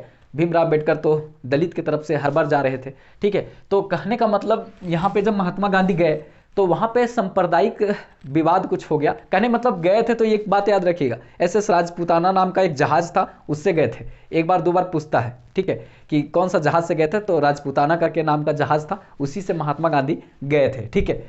और एक पैलेस करके है, सेंट पैलेस, वहाँ पे ये ठहरे थे महात्मा गांधी। तो इसको भी थोड़ा ध्यान में रखिएगा। अब यहाँ पे जैसे गए जैसे गए तो विंस्टन चर्चिल जो था वो अधलंग फकीर कह दिया, फिर फ्रैंक मॉरिसन जो था वो देशद्रोही फकीर कर दिया इनको। फिर उसके बाद अंदर गए तो मैकडोनाल्ड जो है वो चिल्लाने लगा कि सांप्रदायिकता के आधार पर पृथक निर्वाचन होगा, दलितों के लिए अलग होगा, मुसलमानों के लिए अलग होगा। इस तरह का सांप्रदायिकता के आधार पर देश का बट्टा जो है वो लगाने का वहाँ पर प्रयास किया जा रहा था महात्मा गांधी के सामने। तो महात्मा गांधी ने कहा कि हम अपना चाहे जो भी हो अस्तित्व नहीं खोएंगे, देश का अस्तित्व खोने नहीं देंगे। तो महात्मा गांधी जो है वो सेकेंड गोलमेज सम्मेलन से ही वापस आ गए थे पूरी तरीका से, कुछ लेकर नहीं आए थे लेकिन कुछ खोने भी नहीं दिए थे। ये यहाँ पे हुआ था 1931 ईस्वी में, 1931 में। फिर तीसरा गोलमेज सम्मेलन हुआ, उसमें भी मतलब जो है कांग्रेस का कोई नेतृत्व नहीं किया था, कांग्रेस केवल भाग ली थी 1931 में, लेकिन भीमराव अंबेडकर जो है वो तीनों में भाग लिए थे, दलित की तरफ से नेतृत्व कर रहे थे। तो यहाँ तक समझ में आ गया। मतलब 1932 के घटना में एक बात यहाँ पर हो गया। अब मैकडोनाल्ड जो है वो निर्वाचन पद्धति में दलितों के लिए अलग पृथक की मांग की है, तो फिर यहाँ पे दिक्कत हो गया। महात्मा गांधी जो है वो यहाँ पे आ गए दिक्कत में कि देश जो है वो बट जाएगा, लेकिन अब इसको सुधारना पड़ेगा। तो महात्मा गांधी जो है 1932 ईस्वी में क्या किए थे कि पूना पैक्ट हुआ था। अब पूना पैक्ट जो है वो मतलब अरवदा जेल में आमरण अनशन पर चले गए थे महात्मा गांधी, और मतलब आमरण अनशन नहीं, मतलब महात्मा गांधी जो है पूना पैक्ट में जाके अरवदा जेल में पूरी तरीका से जब चले गए, तो वहाँ पर बोला जाता है कि भीमराव अम्बेडकर के साथ जब इनका बैठक मीटिंग हुआ तो भीमराव अम्बेडकर को कहे कि देखिए हम देश का बट्टा सांप्रदायिकता के आधार पर नहीं लगने देंगे, लेकिन अगर आपका जो है पिछड़े वर्ग के लोग हैं या जो मतलब समाज में नीचे हैं तो उनके लिए हम अलग सीट, कुछ सीट ज़्यादा बढ़ा देंगे। शायद 18% सीट जो है बढ़ाया गया था। तो ये जो सीट बढ़ा दिया गया 1932 ईस्वी में। तो पूना पैक्ट 1932 में हुआ था, 16 अगस्त 1932 ईस्वी को पूना पैक्ट हुआ था। तो इसको भी थोड़ा सा ध्यान में रखिएगा, बीच बीच में देखना पड़ता है कि चल रहा है कि बंद हो गया, नहीं तो सब गड़बड़ा जाएगा। ठीक है, तो मेरे कहने का मतलब ये आपको समझ में आ गया होगा 1930 ईस्वी में, 1932 ईस्वी में। अब 1932 ईस्वी में हरिजन समाज की स्थापना भी, हरिजन नामक पत्रिका भी निकाले थे महात्मा गांधी, और हरिजन मतलब समाज की स्थापना, मतलब हरिजन महासभा संगठन की स्थापना भी किए थे महात्मा गांधी। तो याद रखिएगा, हरिजन सेवा संघ की स्थापना महात्मा गांधी किए थे, और हरिजन शब्द जो है नाम भी महात्मा गांधी ही दिए थे। ठीक है, तो ये थोड़ा सा ध्यान में रखिएगा, बहुत महत्वपूर्ण रहेगा। मतलब हरिजन कह के हरिजनों का समर्थन खुद ले लिए थे महात्मा गांधी, ये बहुत अच्छा उनका सिद्धांत था। ठीक है, तो इसको थोड़ा सा दिमाग में रखेंगे। 1934 ईस्वी में कुछ नहीं हुआ। 1934 में एक घटना हो गया कि महात्मा गांधी जो है वो मतलब एक किए थे यहाँ पे मतलब सेवाग्राम, महाराष्ट्र में सेवाग्राम की आश्रम की स्थापना महात्मा गांधी किए थे। 1934 ईस्वी में सेवाग्राम आश्रम की स्थापना महात्मा गांधी किए थे। और एक काम और यहाँ पे हुआ था कि महात्मा गांधी सक्रिय राजनीतिक से संन्यास की घोषणा 1934 में कर दिया। मतलब महात्मा गांधी ने कहा कि अब हमको राजनीतिक से कोई लेना देना नहीं है। 1934 ईस्वी में सक्रिय राजनीति से संन्यास महात्मा गांधी ने ले लिया था 1934 ईस्वी में। 1935 ईस्वी में क्या हुआ था? 1935 ईस्वी में क्या हुआ था? ठीक है, तो 1935 में एक महत्वपूर्ण घटना यहाँ पे हुआ था 1935 ईस्वी में। देखिए 1935 ईस्वी में देखा जाए तो एक महत्वपूर्ण जो घटना यहाँ पर देखने को मिला है वो क्या हुआ है कि यहाँ पे भारत शासन अधिनियम 1935 में बना था। भारत शासन अधिनियम 1935 में बना था भारत शासन अधिनियम। ठीक है, 1935 ईस्वी में बना था भारत शासन अधिनियम। ठीक है, 1935 में क्या बना था? भारत शासन अधिनियम 1935 में बना था। ठीक है, एक यहाँ पर हम घटना छोड़ दिए थे, मतलब हमको लगा कि इसको मतलब लाहौर अधिवेशन हम नहीं अभी बता पाए थे। एक 1929 घटना हम देखें यहाँ छूटा है।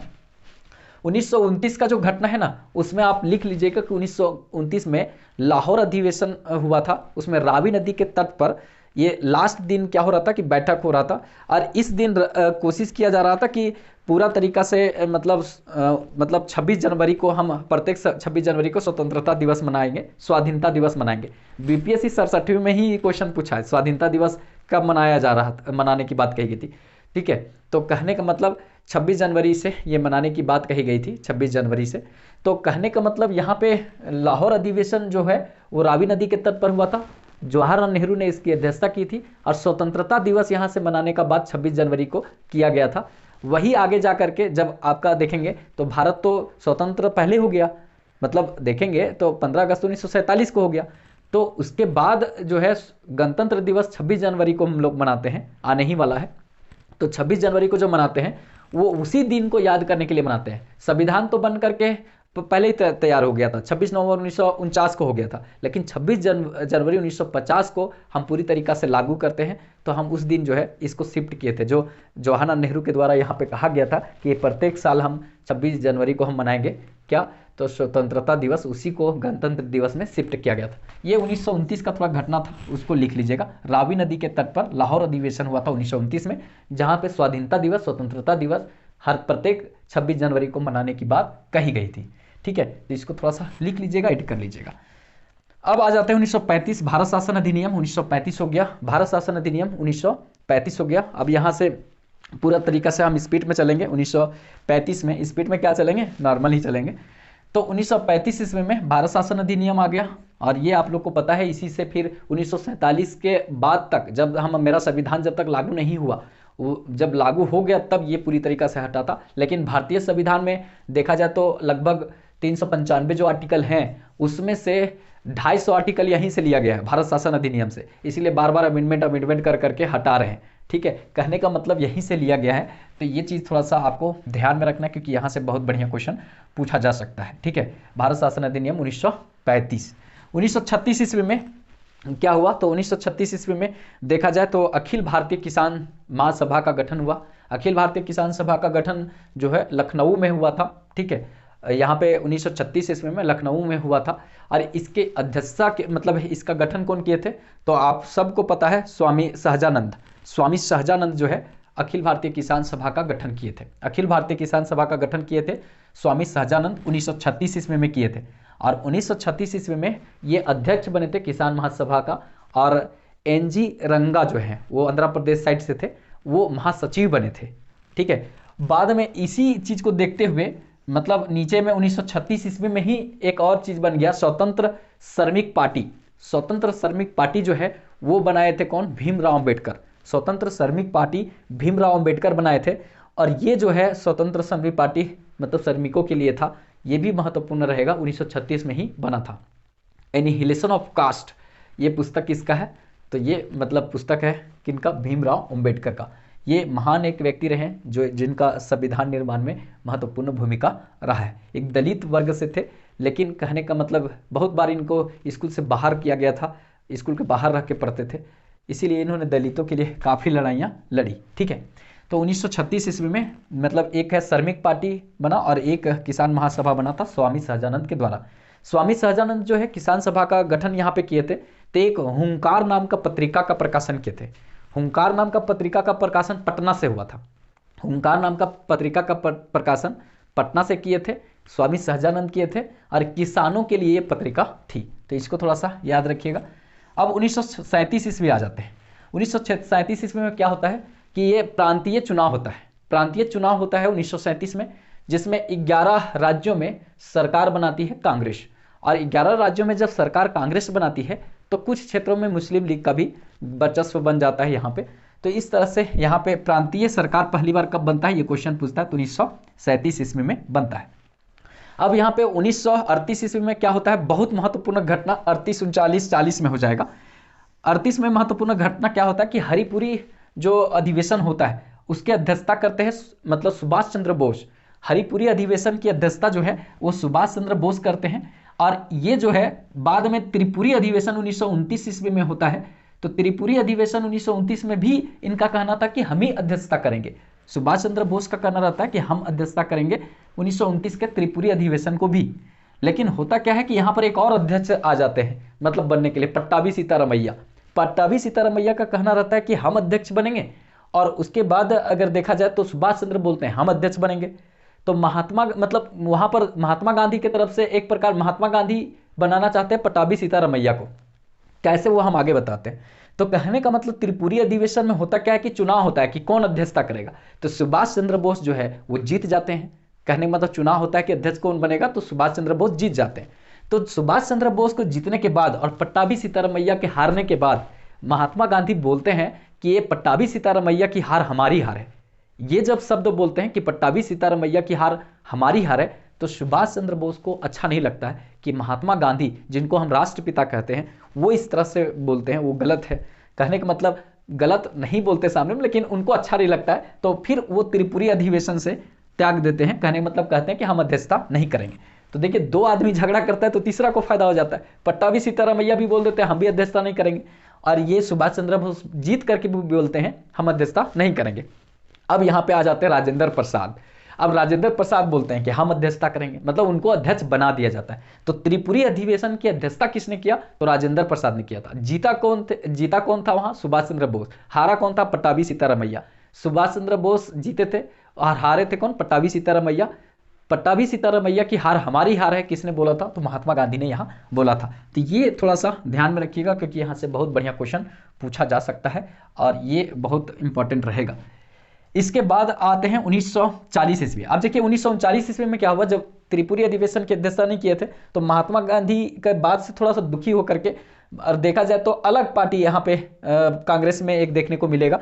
सुभाष चंद्र बोस जो है अलग निकल करके कांग्रेस से, और एक फॉरवर्ड ब्लॉक की स्थापना 1939 ईस्वी में करते हैं। फॉरवर्ड ब्लॉक की स्थापना 1939 ईस्वी में करते हैं। सब कुछ लिखते जाइए, आपको बहुत इंपॉर्टेंट यहाँ चीजें समझ में आनी चाहिए। देखिए, फॉरवर्ड ब्लॉक की स्थापना 1939 ईस्वी में महात्मा मतलब कौन करते हैं? सुभाष चंद्र बोस करते हैं। अब 1940, देखिए 1940 इंपॉर्टेंट क्यों रखता है? क्योंकि 1940 ईस्वी में कांग्रेस का एक अधिवेशन हुआ है, और कांग्रेस का अधिवेशन जो है वो बहुत लंबा तक चलेगा। वैसा अधिवेशन यहाँ पे हुआ है, क्योंकि यहाँ जो अध्यक्षता करेंगे अबुल कलाम आजाद, ठीक है, तो अब्दुल कलाम आजाद जो करेंगे। तो यहाँ पे 1940 ईस्वी में रामगढ़ अधिवेशन हुआ था। 1940 ईस्वी में रामगढ़ अधिवेशन हुआ था। ये 53वां अधिवेशन था कांग्रेस का रामगढ़ में, ठीक है। रामगढ़ अभी वर्तमान में झारखंड में पड़ता है, मतलब झारखंड राज्य में पड़ता है, ठीक है, झारखंड राज्य में पड़ता है। पहले वो बिहार में था, लेकिन अभी वर्तमान में झारखंड में। तो यहाँ पे अब्दुल कलाम आजाद करते हैं, ठीक है। और ये अब्दुल कलाम आजाद जो है ये रामगढ़ अधिवेशन की अध्यक्षता करते हैं। और ये दिल्ली अधिवेशन 1923 ईस्वी में होता है। वो सबसे कम उम्र के व्यक्ति होते हैं जो 23 वर्ष में दिल्ली अधिवेशन की भी अध्यक्षता यही करते हैं, अब्दुल कलाम आजाद। और 1940 ईस्वी से 1945 ईस्वी तक कांग्रेस के सबसे लंबे समय तक मतलब अध्यक्ष बने रहते हैं कौन? ये अब्दुल कलाम आजाद है, ठीक है। तो इसको थोड़ा सा ध्यान में रखिएगा। 1940 में रामगढ़ अधिवेशन 53वां था। 1940 से 45 तक अब्दुल कलाम आजाद जो है वो कांग्रेस के अधिवेशन के अध्यक्ष रहे। और उसके बाद सबसे कम उम्र के भी कांग्रेस के अध्यक्ष जो है अब्दुल कलाम आजाद रहे थे। ये मतलब 23 वर्ष की उम्र में दिल्ली अधिवेशन जो हुआ था उसकी अध्यक्षता किए थे। तो इसको भी थोड़ा सा ध्यान में रखिएगा, यहाँ से बहुत बढ़िया क्वेश्चन पूछा जा सकता है। अब यहाँ पे मतलब एक बात यहाँ पे आ जाते हैं 1939 में, थोड़ा सा हमको बात डिस्कस करना रह गया एक चीज़। 1939 ईस्वी में देखिए ये काम तो आप देख लिए, फॉरवर्ड ब्लॉक की स्थापना हुआ था। एक काम यहाँ पे और हुआ था कि 1939 ईस्वी में बिना कहे पूछे कांग्रेस के बिना पूछे, क्योंकि आपको पता है 1937 में प्रांतीय सरकार बन गई थी। तो जब प्रांतीय सरकार बन गई थी तो जो ब्रिटिश सरकार थी वो भारतीयों को बिना कहे पूछे सेकेंड वर्ल्ड वार में घिसेट दी थी। सेकेंड वर्ल्ड वार कब हुआ था? तो 1939 से चालू हुआ था और ये 1945 तक चलेगा। तो 1945 तक ये चलेगा। तो इसमें क्या है, भारतीयों को जबरदस्ती डाल दिया था बिना कांग्रेस से पूछे। तो कांग्रेस इसको जब देखी कि भारतीयों को जबरन किया जा रहा है, तो ये कांग्रेस जो है वो संन्यास मतलब त्याग पत्र दे दिया सरकार से। जो अंतरिम सरकार बनी थी, प्रांतीय सरकार बनी थी, उससे प्रांतीय सरकार जो बनी थी उससे त्याग पत्र दे दिया। और ये जो त्याग पत्र दे दिया तो इससे ना मुस्लिम लीग बहुत खुश हो गई। कहने का मतलब मुस्लिम लीग का ज़्यादा सीट नहीं था। तो त्याग पत्र देने के बाद मुस्लिम लीग जो है वो पूरा खुश हुई और 22 दिसंबर 1939 ईस्वी को मुक्ति दिवस मनाया। मतलब भाई साहब क्या देखिए क्या स्थिति है, आपस में ही हम लोग टूट गए थे, जिसके कारण अंग्रेजों ने पूरा तरीका से राज किया। मतलब 22 दिसंबर 1939 ईस्वी को मुक्ति दिवस मुस्लिम लीग ने बनाया, इसलिए कि कांग्रेस जो है वो त्यागपत्र दे दी थी, मतलब सरकार से त्यागपत्र दे दी थी। तो इसको भी थोड़ा सा दिमाग में रखिएगा, क्योंकि बहुत अच्छा क्वेश्चन यहाँ से पूछा जा सकता है। अब आगे क्या होता है कि 1940 ईस्वी में एक और घटना हो जाती है कि यहाँ पे देखा जाए तो उधम सिंह नाम का एक व्यक्ति रहता है, वो जनरल डायर को जाकर ब्रिटेन में गोली मार देता है। तो 1940 में उधम सिंह जो है वो ब्रिटेन में जाकर खोज करके जालियांवाला बाग हत्याकांड का जो मतलब आरोपी रहता है उसको जाकर मार देता है गोली। तो इसको भी ध्यान में रखिएगा, 1940 की ये घटना है। 1940 ईस्वी में व्यक्तिगत सत्याग्रह आंदोलन भी चालू हुआ था, ये भी याद रखिएगा। व्यक्तिगत सत्याग्रह आंदोलन क्या था कि ये 17 अक्टूबर को चालू हुआ था 1940 को। तो 17 अक्टूबर 1940 को व्यक्तिगत सत्याग्रह जो आंदोलन चालू हुआ था, उसमें क्या हुआ था कि यहाँ पे पहले व्यक्तिगत सत्याग्रही जो थे वो कौन थे, तो अगर पूछा गया तो विनोबा भावे थे, जो 1951 ईस्वी में भूदान आंदोलन चालू करेंगे। पंचमपल्ली अभी तेलंगाना में है, पहले आंध्र प्रदेश में था, तो पंचमपल्ली से चालू किए थे भूदान आंदोलन 1951 में, स्वतंत्रता के बाद। ठीक है, वही व्यक्ति विनोबा भावे प्रथम सत्याग्रही थे। और 1900 और उसके बाद दूसरे सत्याग्रही कौन थे, जवाहरलाल नेहरू थे। तीसरे सत्याग्रही कौन थे, तो ब्रह्मदत्त थे। और ये बीपीएससी जो है 67वीं में पूछा है, 67वीं बीपीएससी आप देंगे तो देखेंगे क्वेश्चन, तो उसमें पूछा है कि तीसरे सत्याग्रही कौन थे, तो तीसरे सत्याग्रही जो है वो कौन थे, ब्रह्मदत्त थे। ठीक है, तीसरे सत्याग्रही। और 17 सितंबर 1940 ईस्वी को ये हुआ था, तो इसको थोड़ा सा ध्यान में रखेंगे। फिर उसके बाद 1940 में एक और क्या हुआ था, देखिए बहुत सारा घटना है 1940 को। 1940 में क्या हुआ था कि 1940 ईस्वी में लाहौर में एक मुस्लिम लीग का बैठक हुआ था, और उस बैठक में महात्मा गांधी जो है, मतलब लाहौर बैठक जो हुआ था मुस्लिम लीग का, उसमें क्या विचार किया गया था कि पूरा तरीका से अलग मोहम्मद अली जिन्ना जो है डायरेक्टली एक प्रकार से यहाँ पे अलग देश का मांग कर दिए थे। कहने का मतलब एक अलग देश होगा, मुस्लिम राज्य, मुस्लिम लोगों के बहुलता के आधार पर इस्लामिक कंट्री का मांग यहाँ पे किया गया था। 1940 ईस्वी में चौधरी रहमत अली नाम का एक व्यक्ति होता है जो पाकिस्तान शब्द को जन्म देता है, ईजाद करता है। ठीक है, मतलब इस्लामिक लोग उसको जन्म देना मतलब ईजाद करना होता है, तो इस तरह से बोलता है लोग। तो वही पाकिस्तान शब्द को ईजाद किया था कौन, चौधरी रहमत अली, मतलब भारत पर रहम नहीं किया और एक नया देश पाकिस्तान शब्द दे दिया। तो ये कौन किया था, चौधरी रहमत अली। तो 1940 में ही ये घटना हुआ था, लाहौर का मुस्लिम लीग का बैठक था, वहाँ पे डायरेक्टली इनडायरेक्टली मोहम्मद अली जिन्ना ने पाकिस्तान की मांग कर दी थी ये। फिर उसके बाद आ जाते हैं, अगस्त में आया था 1940 ईस्वी में ही, मतलब अगस्त प्रस्ताव। इसमें डोमिनियन स्टेट की दर्जा देने की बात कही गई थी। मतलब भारत को कहा गया था अंग्रेज के द्वारा कि हम डोमिनियन स्टेट दे देंगे, मतलब ऊपरहा में हम ही रहेंगे और निचवा में आप लोग रहिएगा, मतलब हम शासन सत्ता पर नियंत्रण रखेंगे, शासन आप लोग को करने के लिए दे देंगे। तो इसमें जो है मुस्लिम लीग भी नहीं पसंद की और कांग्रेस भी इसको इग्नोर कर दिया, बोला कि हमको ऐसा आज़ादी नहीं चाहिए। अंग्रेज लोग इसलिए दे रहा था ना यहाँ पे सत्ता, क्योंकि ऊपर से दबाव था। ऊपर से दबाव इसलिए था क्योंकि वहाँ पे जर्मनी ठोक रहा था, जो जर्मनी का जो चांसलर था हिटलर, वो पूरी तरीका से सेकेंड वर्ल्ड वार में ठोक रहा था किसको, ब्रिटेन वाले लोग को। तो ब्रिटेन वाले लोग को ज़्यादा लोगों की ज़रूरत पड़ रहा था, तो इनका कहना था कि अगर हम भारतीय लोगों को कुछ लालच दे देंगे तो इससे क्या होगा कि भारतीय लोग जो है युद्ध में हमारे तरफ से लड़ेगा और जर्मनी को उस तरह से हरा देंगे। तो इसके लिए जो है ये लालच दिया जा रहा था कि हम डोमिनियन स्टेट दे देंगे, आज़ादी दे देंगे, आप हम लोग को थोड़ा सा सेकेंड वर्ल्ड वार में साथ दीजिए। तो यहाँ पे ये कहने का मतलब था, इसीलिए भारतीय लोग ने इसको कहा कि हमको नहीं चाहिए आज़ादी, तुम रखो, हमको नहीं चाहिए, ये आज़ादी हम नहीं लेना चाहते। ठीक है, उसके बाद ये चला गया। फिर उसके बाद 1942 ईस्वी का दौर आता है। 1942 ईस्वी में क्रिप्स मिशन आता है।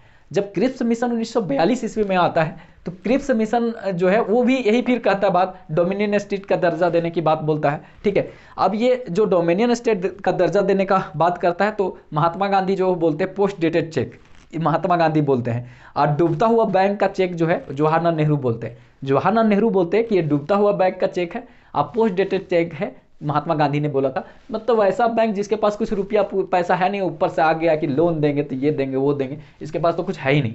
तो ऐसा बात यहाँ पे क्रिप्स मिशन को कह दिया गया था और ये क्रिप्स ही लेकर आया था। तो इसी तरह से ये देखा जाए तो ये भी फेल्योर हो गया था क्रिप्स मिशन। अब इसी समय जब महात्मा गांधी देखे कि अंग्रेज लोग कुछ ज़्यादा ही हड़बड़ा रहा है और अंग्रेजों की स्थिति उधर जर्मन जो हिटलर जो है वो ठोक रहा है, तो पूरी तरीका से खराब कर रहा है, तो अब भारत छोड़ो आंदोलन के लिए यहाँ से मतलब बिगुल फूका जाएगा कि अब अंग्रेजों के जो नींव है पूरी तरीका से कमजोर हो रहा है, अब इस पर हावी होना चाहिए।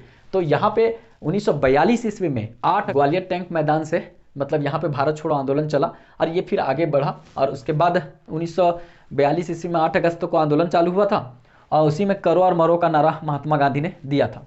उसके बाद अगर देखा जाए तो पूरी तरीका से मतलब यहाँ पर देखें तो 1942 में 9 अगस्त को फिर पूरी तरीका से ऑपरेशन जीरो आवर चला करके और महत्वपूर्ण नेताओं को सबको बंद कर दिया गया, जेल में डालकर रख दिया गया, नज़रबंद कर दिया गया और बोला गया आंदोलन को कि ये अब नेत्रहीन है, मतलब कोई नेतृत्व करने वाला नहीं है। कुछ मतलब एक उमा भारती करके थी, वो मतलब अंडरग्राउंड होकर रेडियो को ऑपरेट कर रही थी और वही आंदोलन को आगे बढ़ाने का काम कर रही थी।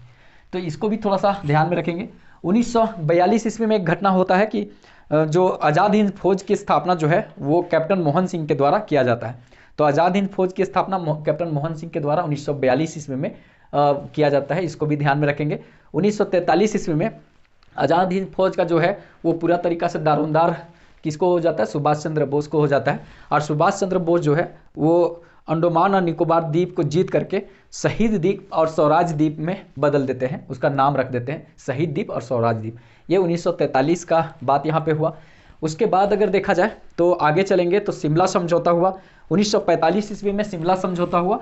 और इसमें क्या हुआ था कि बोला गया था कि पाकिस्तान अलग नहीं होगा, मतलब एक ही रहेगा, मतलब भारत और पाकिस्तान एक ही रहेगा, ऐसा करने का प्रयास यहाँ किया गया था शिमला में। लेकिन हुआ क्या कि जिन्ना जो है वो हठधर्मिता पर उतर गया और माना ही नहीं, पूरी तरीक़ा से नहीं जब माना तो यहाँ पे बोला गया कि अब कुछ नहीं उपाय है, अब देश को अलग आज़ादी देना ही पड़ेगा, मतलब ऐसा बात यहाँ पे कहा गया। ठीक है, तो ये शिमला समझौता हुआ था 25 जून 1945 को हुआ था। वेवेल लेकर आया था, जबकि ये असफल रहा था, ये सफल नहीं हुआ था। 1946 ईस्वी में आगे आ जाएंगे तो कैबिनेट मिशन आया। ठीक है, 1946 में कैबिनेट मिशन आया और ब्रिटिश प्रधानमंत्री एटली का कहना था कि पाकिस्तान नहीं बनेगा, कैबिनेट मिशन जो है वो भारत को बनाएगी। लेकिन ये पाकिस्तान नहीं बनाने की बात हल्का कह रहा था, ऐसा था कि भारत अलग नहीं बने, एक ही रहे। तो यहाँ पर होता क्या है कि 1946 ईस्वी में मतलब प्रत्यक्ष कार्रवाई दिवस मनाया जाता है। ठीक है, प्रत्यक्ष कार्रवाई दिवस जो है 16 अगस्त। ठीक है, दिमाग में इस डेट जो है वो मेरा नहीं आ रहा है, मतलब इसमें जो है डेट होना चाहिए 16 अगस्त। ठीक है, ठीक है, 16 अगस्त 1946 ईस्वी को, 16 अगस्त 1946 ईस्वी को ये पूरी तरीक़ा से प्रत्यक्ष कार्रवाई दिवस मनाया जाता है।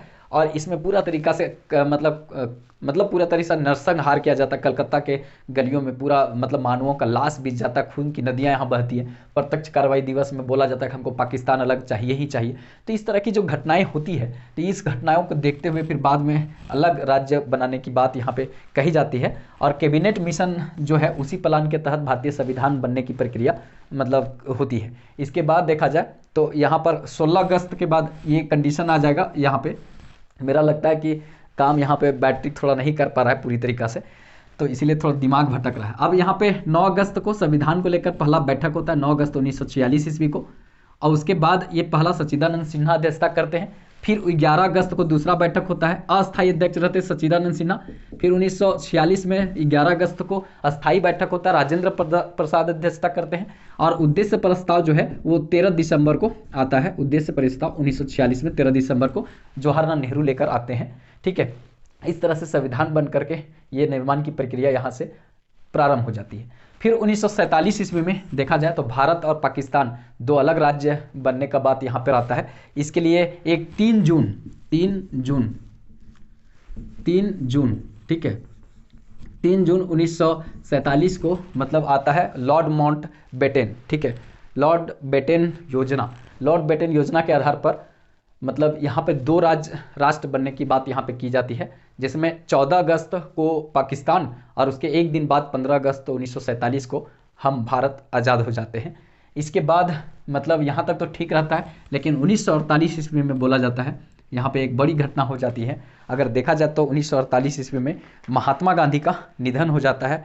मतलब कब? 30 जनवरी को 1948 में। मतलब जो व्यक्ति आज़ादी में योगदान दिया वो यहाँ पे 30 जनवरी 1948 ईस्वी का इनका निधन हो जाता है। मतलब निधन क्या हो जाता है? हत्या कर दी जाती है। 30 जनवरी 1948 को मतलब नाथूराम गोडसे के द्वारा इनकी हत्या कर दी जाती है। इस तरह से ये गांधी युग का यहाँ पे समापन भी होता है। आधुनिक भारत में हम स्वतंत्र हो जाते हैं और हमें आज़ादी मिल जाती है। तो इस तरह से पूरे महत्वपूर्ण घटनाएं हम बताने का कोशिश किए।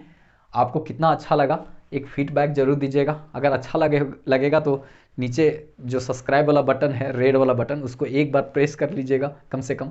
थोड़ा सा इससे क्या होगा, मोटिवेशन मिलता है। अगर आप लोग का सपोर्ट मिलेगा, सहयोग मिलेगा, तो इस तरह का कंटेंट हम और लाने का प्रयास करेंगे।